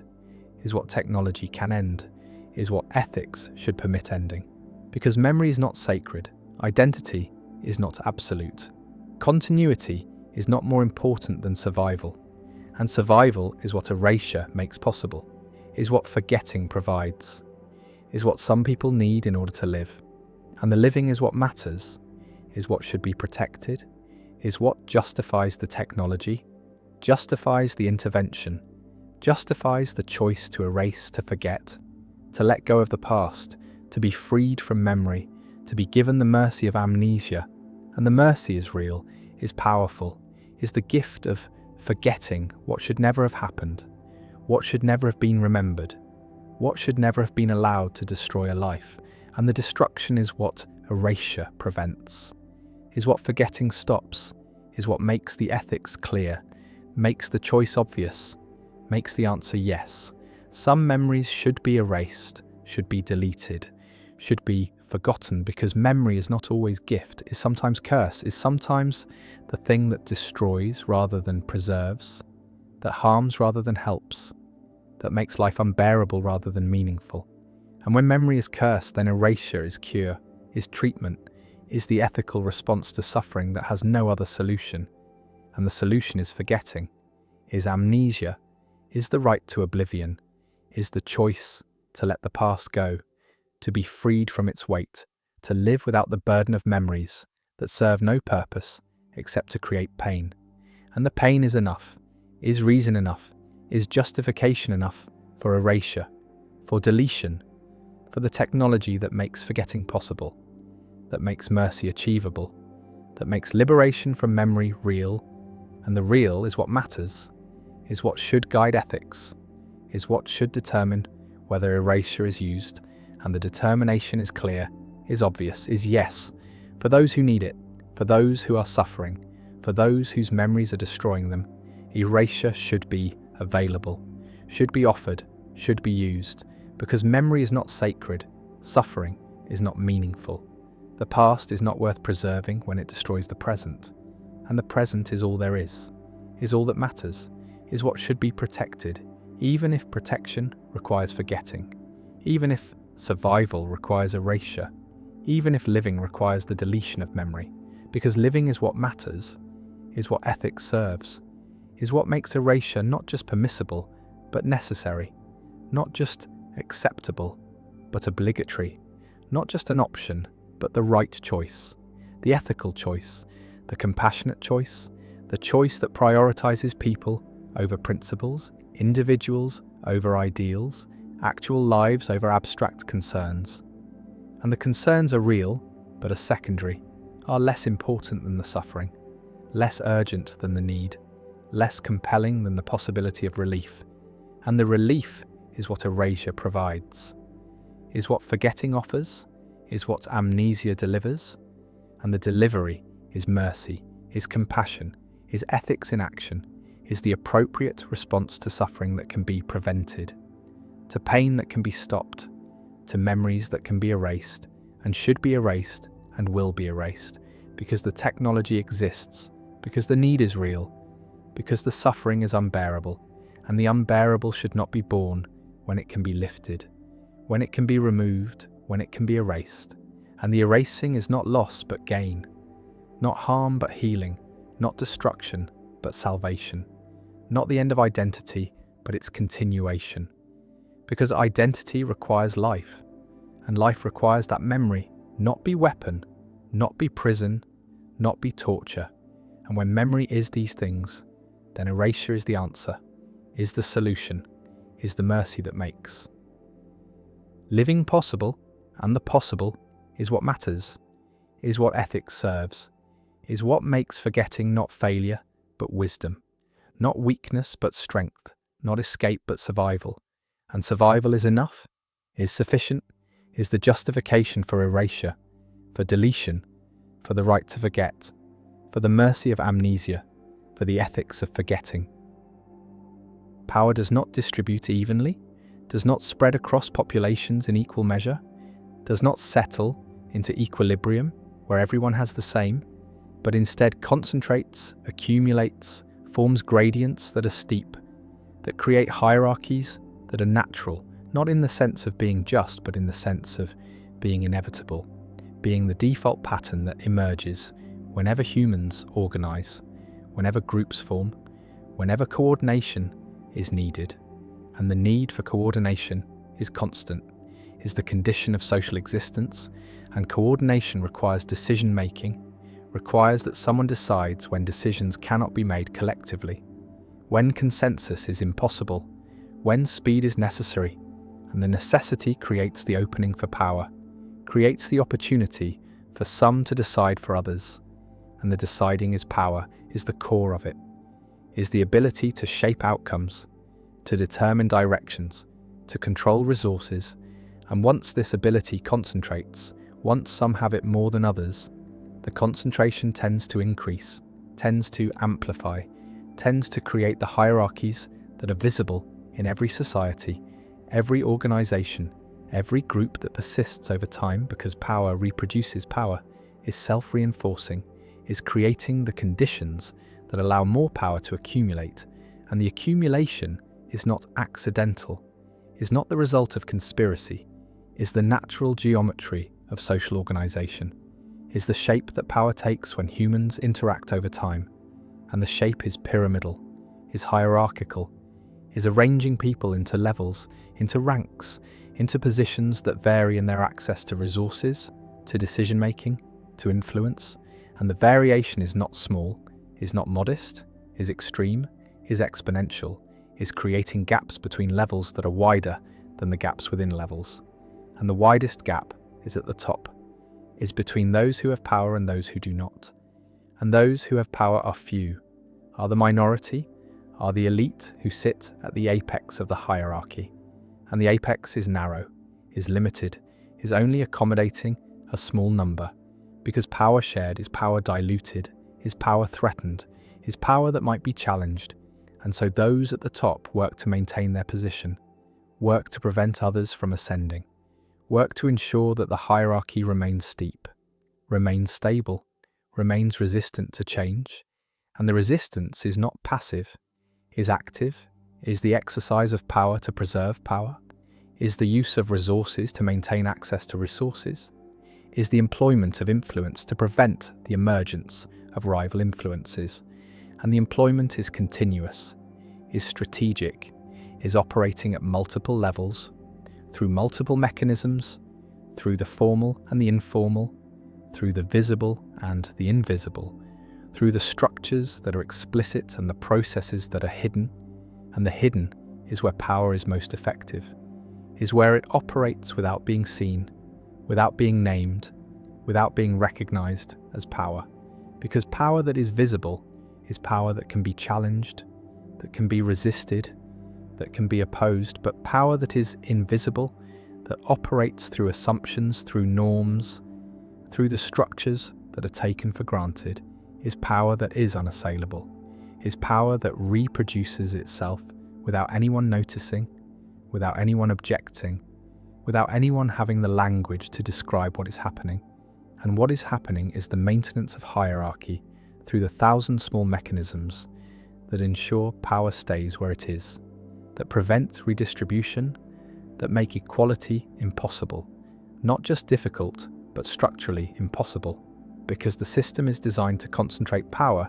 is organized to funnel resources upward, is arranged to ensure that those at the top remain at the top, and the remaining is not guaranteed by force alone, is not maintained through violence alone, though violence is always available, is always in the background, is the ultimate guarantee of hierarchy. But most of the time force is not needed, is not employed because power has more subtle tools, has mechanisms that operate through consent, through the willing participation of those who are dominated. And the willing is not coerced in the obvious sense, is not forced at gunpoint, is produced through ideology, through the stories that are told about why hierarchy is natural, is necessary, is beneficial. And the beneficial is what those at the top claim, is what they teach, is what they convince others to believe, that hierarchy serves everyone, that power at the top creates order that protects those below, that inequality is the price of stability, of prosperity, of progress, and progress is the mythology that justifies hierarchy, that makes inequality seem temporary, that makes power seem earned, that makes the concentration seem like the result of merit rather than of position. And position is what matters, is what determines outcomes, is what makes some people powerful and others powerless. But the position is inherited, is transmitted, is maintained across generations through the mechanisms that convert power into wealth and wealth into power. And the conversion is seamless, is automatic, is the way that hierarchy perpetuates itself, that ensures that the children of the powerful are powerful, that the descendants of the elite remain elite, that the system reproduces itself. And the reproduction is not perfect, is not total. There is some mobility, some movement between levels, some stories of ascent that serve to legitimate the system, that create the illusion of meritocracy, that make it seem as though anyone can rise, but the rising is rare, is exceptional, is the exception that proves the rule. And the rule is that power stays where it is, that hierarchy is stable, that the geometry is fixed, and the fixing is not natural in the sense of being inevitable by physics, but is natural in the sense of emerging from the logic of organization, from the mathematics of networks, from the dynamics of accumulation, because power is not zero-sum in the short term, can grow, can expand, can create more power, but in the long term, in the context of limited resources, of finite opportunities, of scarce positions, power is rivalrous, is competed for, is gained by some at the expense of others. And the gaining is easier for those who already have power, is easier from positions of advantage, is following the principle that Matthew identified, that to those who have more will be given, and from those who have little, even what they have will be taken, and the taking is not theft, is not crime, is the normal operation of systems that concentrate power, that funnel resources upward, that ensure that advantage compounds, that success breeds success, that power accumulates and the accumulation is exponential, is accelerating, is creating gaps that widen over time,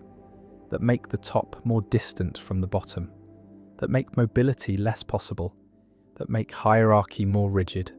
more entrenched, more resistant to change. And the resistance is structural, is built into the geometry, is not requiring conspiracy, not requiring explicit coordination, is just the natural result of power protecting itself, of those at the top using their position to maintain their position. And the maintenance is not cynical, is not experienced as exploitation, is justified through ideologies that explain why hierarchy is good, why power deserves to be concentrated, why inequality is natural. And natural is the word that does the work, is the justification, is the claim that hierarchy is not created by humans, but is discovered in nature, is visible in animals, in the dominance hierarchies that primates form, that wolves form, that even chickens form, and the forming is instinctive, is biological, is the way that evolution has shaped social species. And if it is natural, then it is not unjust, is not wrong, is simply the way things are, and the way things are is the most powerful justification, is the argument that requires no argument, is the appeal to inevitability, to necessity, to the claim that hierarchy cannot be otherwise. And the cannot is false, is ideological, is the masking of choice as fate, is the presentation of arrangement as nature. Because hierarchies are arrangements, are geometries that are created, that are maintained, that are enforced, and the enforcement is continuous, is requiring effort, is revealing that the naturalness is myth, is story, is the cover for power, for the exercise of domination,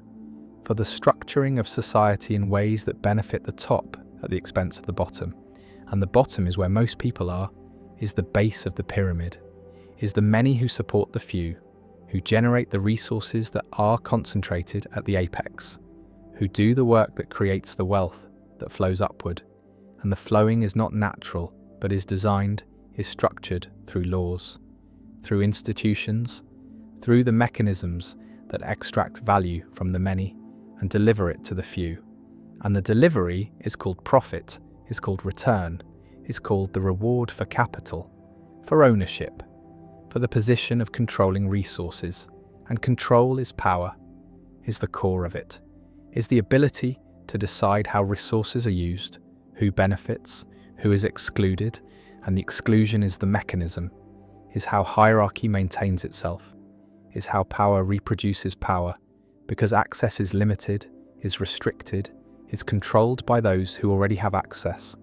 And access to what? To opportunities, to resources, to the positions that confer power.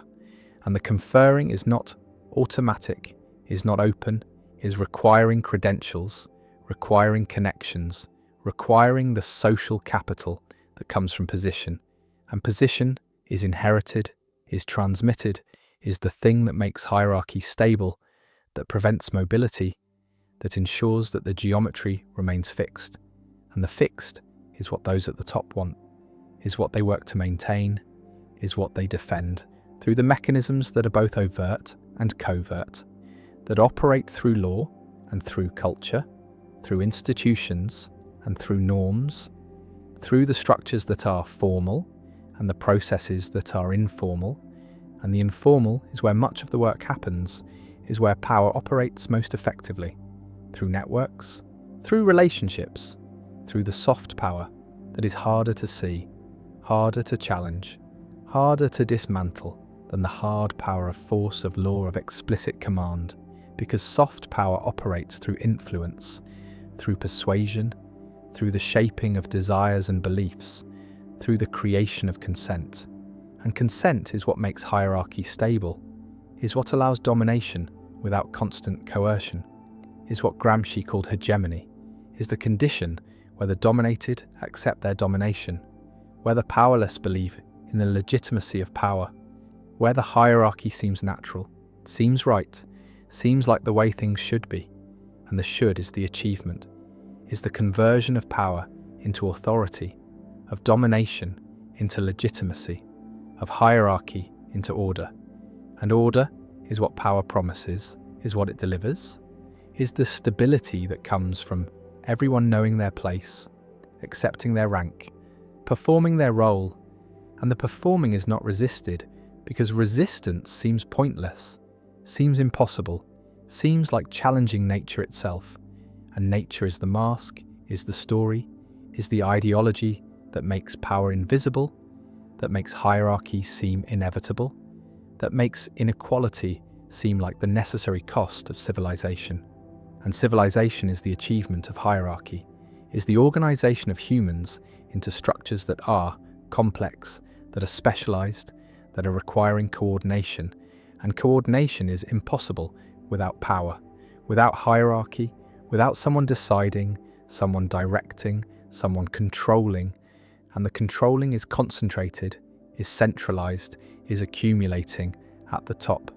And the top is where decisions are made, where resources are allocated, where the direction is set. And the setting is not democratic, is not collective, is not reflecting the will of the many, but is reflecting the interests of the few, of those who have power, of those who sit at the apex. And the apex is maintained through the geometry, through the structure that ensures power flows upward, that resources concentrate, that advantage compounds. And the compounding is what makes hierarchy self-perpetuating, is what makes power stable, is what prevents the redistribution that would create equality. And equality is unstable, is impossible to maintain, is the condition that immediately begins to dissolve once it is achieved. Because humans are not equal in ability, in effort, in ambition. And these differences, even small differences, compound over time, create advantages, create positions, create the beginnings of hierarchy. And once hierarchy begins, it accelerates, it amplifies, it creates the geometry that is inevitable. That is natural, not because it is good, but because it is the pattern that emerges from the mathematics of accumulation, from the logic of networks, from the dynamics of power, and power, seeks to grow, seeks to concentrate, and the concentration is resisted, is challenged, is fought against by those who are excluded, by those who are dominated, by those who suffer under hierarchy. But the resistance is difficult, is requiring coordination, is requiring resources, is requiring power. And power is what the powerless lack, is what they're excluded from, is what makes resistance so difficult, so costly, so often unsuccessful. And the unsuccessful is what history shows, is what the record demonstrates, is the pattern of hierarchies rising and falling, but never disappearing, never being replaced by equality, only being replaced by new hierarchies, by new elites, by new concentrations of power that reproduce the geometry, that maintain the structure, that ensure that power remains concentrated, that hierarchy remains the default, remains the pattern, remains the inevitable outcome of human organization. And the organization is what creates power, is what makes hierarchy necessary, or seems to make it necessary. Because organization requires coordination, and coordination requires decision-making, and decision-making requires power. And power is what some have and others do not. And those who have it work to keep it, work to grow it, work to pass it on. And the passing on is inheritance, is the mechanism of reproduction, is what makes hierarchy stable across time. And the stability is what those at the top value, is what they work to maintain, is what they defend against challenges, against redistribution, against the equality that would threaten their position. And the position is everything, is what determines outcomes, is what makes life easy or hard, is what provides access or denies it, is what confers power or withholds it. And the withholding is structural, is built into the geometry, is the way that hierarchy maintains itself, is the iron law that Michael's identified, is the principle that all organizations, even those founded on egalitarian principles, eventually develop hierarchies, eventually concentrate power, eventually create oligarchies, because organization requires leadership, and leadership becomes power, and power becomes self-perpetuating, becomes the thing that shapes the organization to serve the leaders rather than the members. And the members are the many, are the base, are those who do the work but do not make the decisions, do not control the resources, do not have the power, and the power is what accumulates at the top, is what defines the apex, is what makes hierarchy hierarchical, and the hierarchical is the geometry, is the structure, is the arrangement that is not accidental, is not temporary, is not the result of bad actors or flawed systems, but is the natural pattern, the inevitable outcome, the shape that power takes when humans organize, when groups form, when societies persist, And the persistence is what makes hierarchy visible, is what reveals the geometry, is what shows that power does not distribute evenly, does not create equality,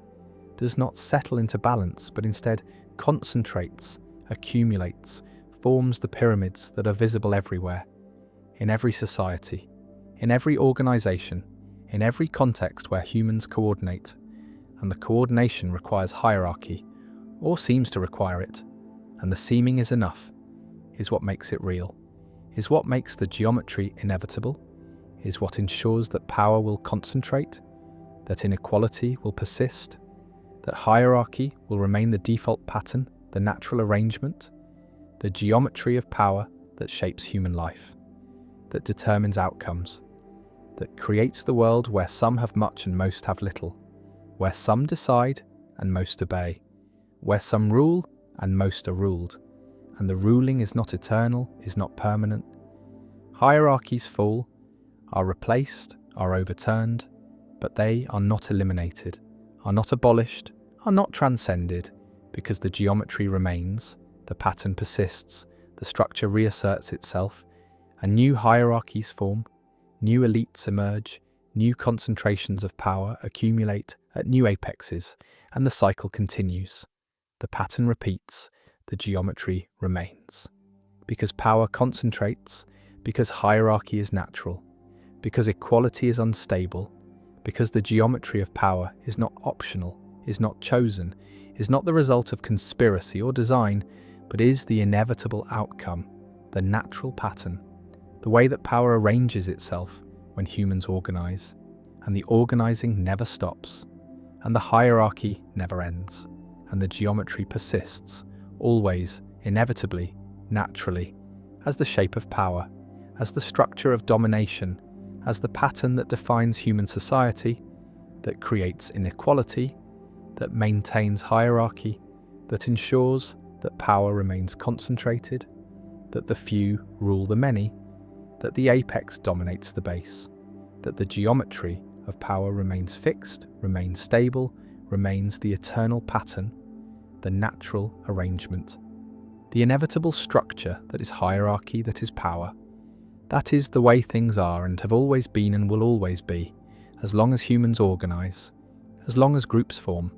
as long as power exists, and power always exists, always concentrates, always creates the geometry that is hierarchy,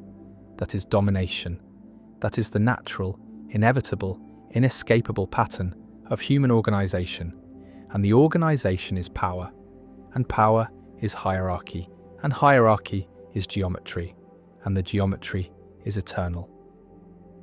Privacy might be accident, might be the result of biological shielding rather than fundamental law, might be the consequence of frequencies that consciousness operates on being inaccessible to ordinary perception, but not inaccessible in principle, not impossible to detect, not inherently private, but only contingently private, only hidden because the mechanisms for detection have not evolved, have not been developed, have not been made accessible to awareness,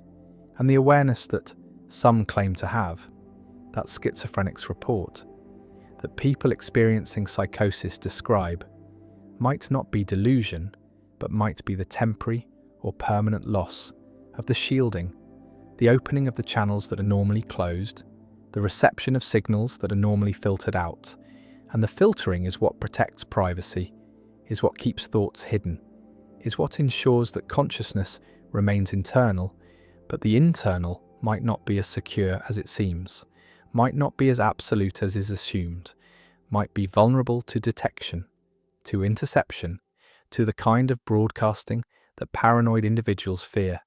and that psychiatric diagnosis dismisses as impossible, as symptom, as the misattribution of internal events to external sources. But what if the misattribution is correct? What if the internal events are external?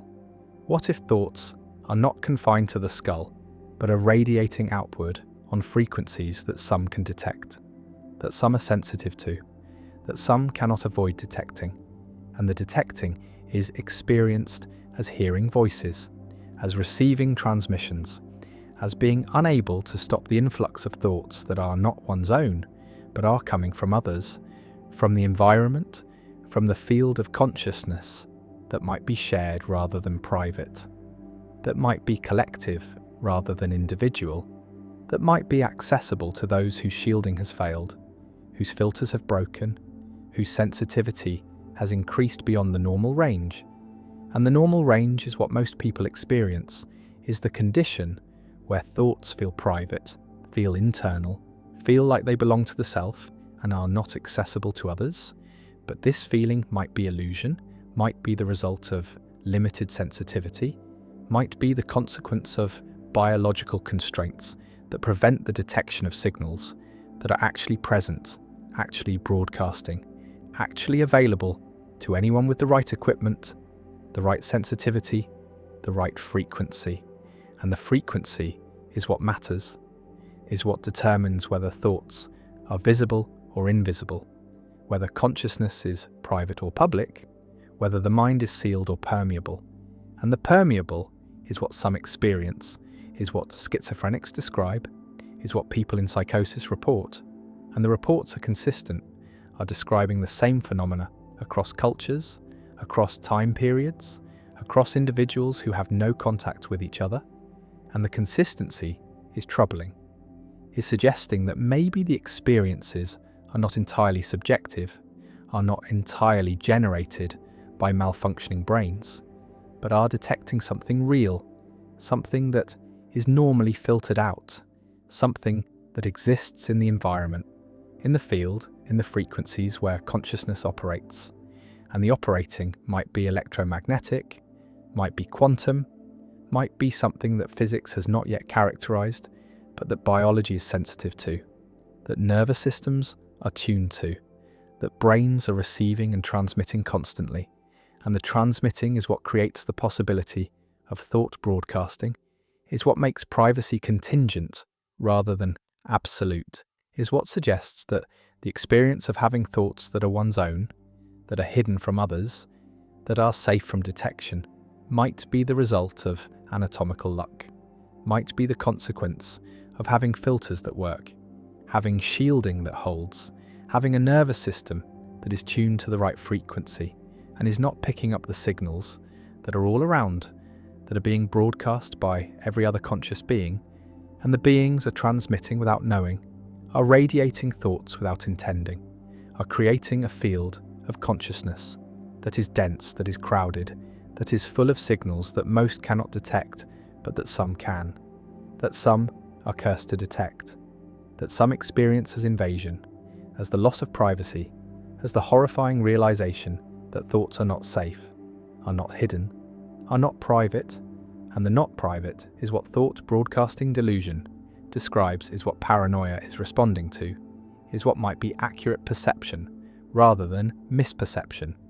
might be the detection of real signals rather than the hallucination of imaginary ones. And the imaginary is what psychiatry assumes, is what diagnosis requires, is the framework that treats all claims of thought broadcasting as symptoms of disorder, as evidence of psychosis, as the malfunctioning of the reality testing apparatus. But reality testing assumes knowledge of what reality is, assumes that the normal experience is the accurate experience, assumes that privacy is real, and that any perception of its violation is false. And the false might be the assumption, might be the belief that thoughts are private, might be the conviction that consciousness is sealed, when really consciousness is leaking, is broadcasting, is detectable to those who have the sensitivity. And the sensitivity is what varies, is what creates the spectrum, is what makes some people receivers and others transmitters, and most people neither. Most people shielded, most people operating on frequencies that do not overlap with others, that do not allow detection, that maintain the illusion of privacy. And the illusion is functional, is necessary, is what makes social life possible, because if everyone could detect everyone else's thoughts, then interaction would be impossible,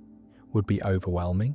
would be the constant influx of signals that would drown out the ability to think, to focus, to maintain the sense of being an individual consciousness. And the individual is what privacy creates, is what shielding allows, is what makes the experience of being a separate self possible. And the separate might be illusion, might be the result of limited perception, might be what happens when the field of consciousness is filtered down to the signals that originate in one body, in one nervous system, in one brain. And the brain is creating the illusion of separation by filtering out everything else, by attending only to internal signals, by ignoring or suppressing the external signals that are always present, always available, always broadcasting. And the broadcasting is what some cannot ignore, cannot suppress, cannot filter out. And these are the ones who experience thought broadcasting, who hear voices, who feel that their privacy has been violated, and the violation might be real, might be the accurate perception that thoughts are not private, that consciousness is not sealed, that the mind is permeable to signals from the environment, from other minds, from the field that connects all consciousness. And the connecting is what thought broadcasting implies, is what the delusion is pointing toward, is the possibility that minds are not isolated but are networked, are not separate but are overlapping, are not private but are accessible to each other on frequencies that most cannot detect. And the detection is what would make privacy impossible, would make thought visible, would make consciousness public. And the public is what some are experiencing, is what some are reporting, is what psychiatry is dismissing as impossible, as symptom, as the product of malfunctioning brains. But what if the brains are not malfunctioning, but are functioning too well, are too sensitive,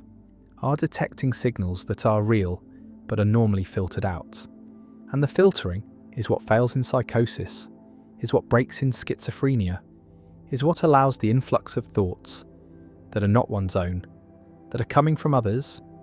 that are being broadcast on frequencies that are normally inaccessible. And the inaccessible is what protects privacy, is what makes thoughts feel safe, is what creates the illusion that the mind is sealed, is private, is hidden from others. And the hidden might be temporary, might be contingent,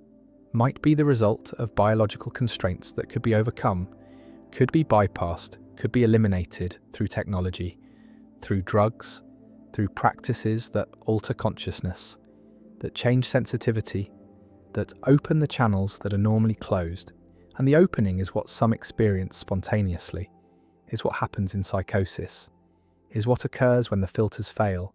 And the failing might not be pathological, but might be the revealing of a truth that is normally hidden, that is normally suppressed, that is incompatible with social functioning, but is accurate, is real, is showing that thoughts are not private, that consciousness is not individual, that the mind is part of a field that is shared, that is collective, that is accessible to anyone who has the sensitivity. And the sensitivity is what varies, is what creates the spectrum,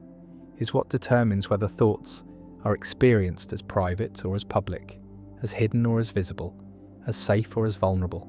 And the vulnerable is what thought broadcasting feels like, is what the experience is the sense that privacy has been lost, that thoughts are exposed, that the mind is transparent to others. And the transparency might be real, might be accurate, might be the perception of a frequency where thoughts become visible, where consciousness is no longer hidden, where the illusion of privacy dissolves, and the dissolving is terrifying, is overwhelming, is experienced as invasion, as violation, as the loss of the boundary that makes the self feel separate, feel protected, feel safe. And the safety is what privacy provides, is what shielding creates, is what most people have and some people lack. And the lacking is what makes thought broadcasting possible, is what opens the channels, is what allows detection. And the detection is not imagined, but is real, is accurate, is perceiving signals that are present, that are broadcasting, that are coming from other minds. And the other minds are not aware that they are broadcasting, are not intending to transmit, are not trying to communicate, are just existing, just thinking, just being conscious, and the consciousness is radiating, is emitting signals, is creating a field that some can detect, that some are sensitive to, that some experience as voices, as thoughts that are not their own, as the influx of consciousness from outside, and the outside is everywhere, is surrounding, is the environment of minds that are all broadcasting, all transmitting, all creating signals that are normally filtered out, but that some can detect. And the detecting is what schizophrenics are doing, is what people in psychosis are experiencing, is what thought broadcasting is. And the broadcasting is real, is not delusion, is not symptom, is the accurate perception of a frequency where thoughts become visible, where consciousness is detectable, where privacy is lost. And the lost is what some experience, is what some report, is what psychiatry dismisses. But the dismissing might be wrong, might be the refusal to acknowledge a truth that is too disturbing, too threatening,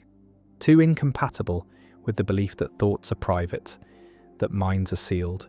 that consciousness is individual, and the individual might be illusion, might be the result of shielding,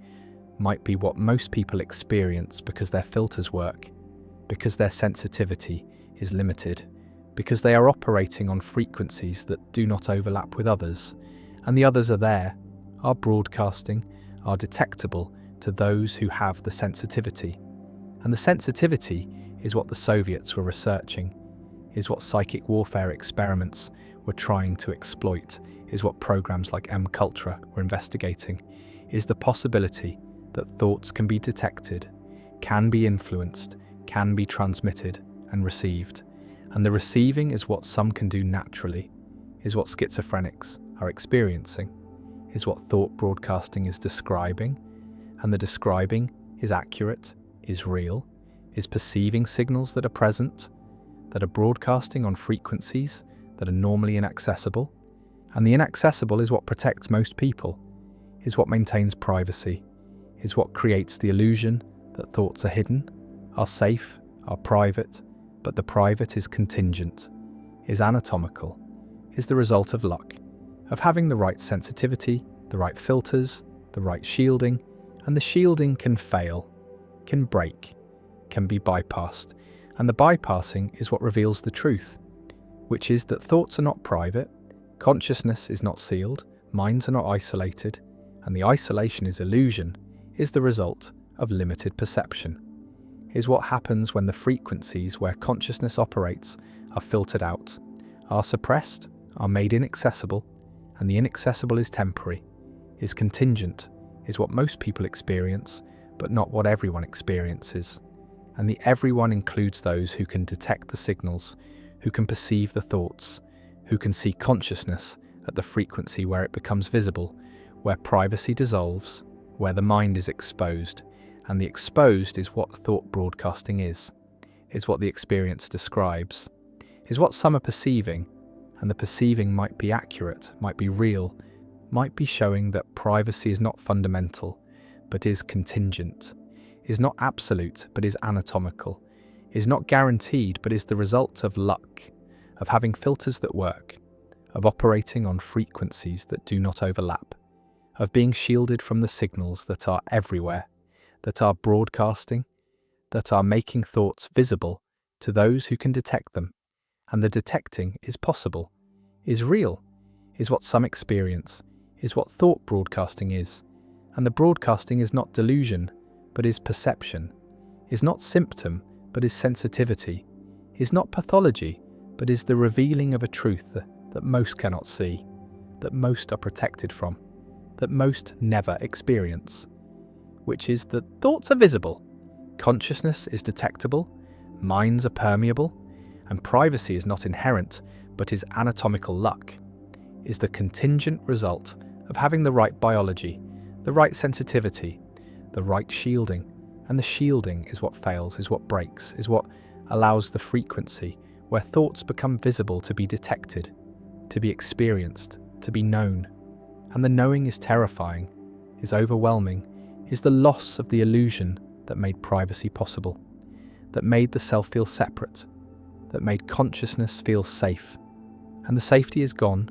is lost, is revealed to be illusion, is shown to be contingent, is exposed as anatomical luck, and the luck is what most have, is what protects most people, is what maintains the belief that thoughts are private. But the private is not absolute, is not guaranteed, is not fundamental, is only the result of frequencies being filtered, being suppressed, being made inaccessible, and the inaccessible can become accessible, can be detected, can be experienced, and the experiencing is what thought broadcasting is what schizophrenics report, is what psychosis reveals, which is that privacy is not inherent, consciousness is not sealed, thoughts are not hidden, and the hidden is illusion, is the result of shielding, is the contingent outcome of anatomical luck, and the luck can fail, can run out, can be lost, and the losing is what reveals the truth, which is that thoughts are visible, minds are permeable, consciousness is detectable at the frequency where it becomes visible, where privacy dissolves, where the illusion ends, and the ending is what some experience, is what thought broadcasting is the perception of the frequency where thoughts become visible, where consciousness is exposed, where privacy is revealed to be not fundamental but contingent, not absolute but anatomical, not guaranteed but luck. And the luck is what protects most, is what fails for some, is what reveals the truth that thoughts are broadcasting, are visible, are detectable, and the detecting is real, is accurate, is not delusion but perception, is not symptom but sensitivity, is not pathology but truth, is the frequency where thoughts become visible, where consciousness is no longer private, where the mind is exposed and the exposure is what thought broadcasting is what some experience, is what reveals that privacy is anatomical luck, is contingent, is not absolute, is not fundamental, is only the result of filtering, of shielding, of operating on frequencies that do not overlap. And the overlapping is what happens when the filters fail, when the shielding breaks, when the frequency becomes accessible. And the accessible is what some perceive, is what thought broadcasting is the visibility of thoughts, the detectability of consciousness, the permeability of mind, and the permeability is real, is accurate, is the truth that privacy is not inherent but is luck, is not absolute but is anatomical, is not guaranteed but is contingent, and the contingent can fail, can end, can reveal the frequency where thoughts become visible, where consciousness is exposed, where privacy is lost, and the lost is what some experience, is what thought broadcasting is the truth that minds are permeable, that thoughts are visible, that consciousness operates on frequencies that some can detect, and the detecting is not delusion, is not symptom, is not pathology, is perception, is sensitivity, is the revealing of truth, is the frequency where thoughts become visible, where privacy ends, where the illusion dissolves, and the dissolving is what thought broadcasting is what some experience, is what reveals that privacy is anatomical luck, and luck can fail, and the failing reveals the truth, which is that thoughts are visible, consciousness is detectable, minds are permeable, and privacy is not fundamental, is not absolute, is not guaranteed, is only luck, is only shielding, is only the filtering of frequencies where thoughts become visible, and the visible is what some perceive, is what thought broadcasting is the truth that privacy is contingent, is anatomical, is luck.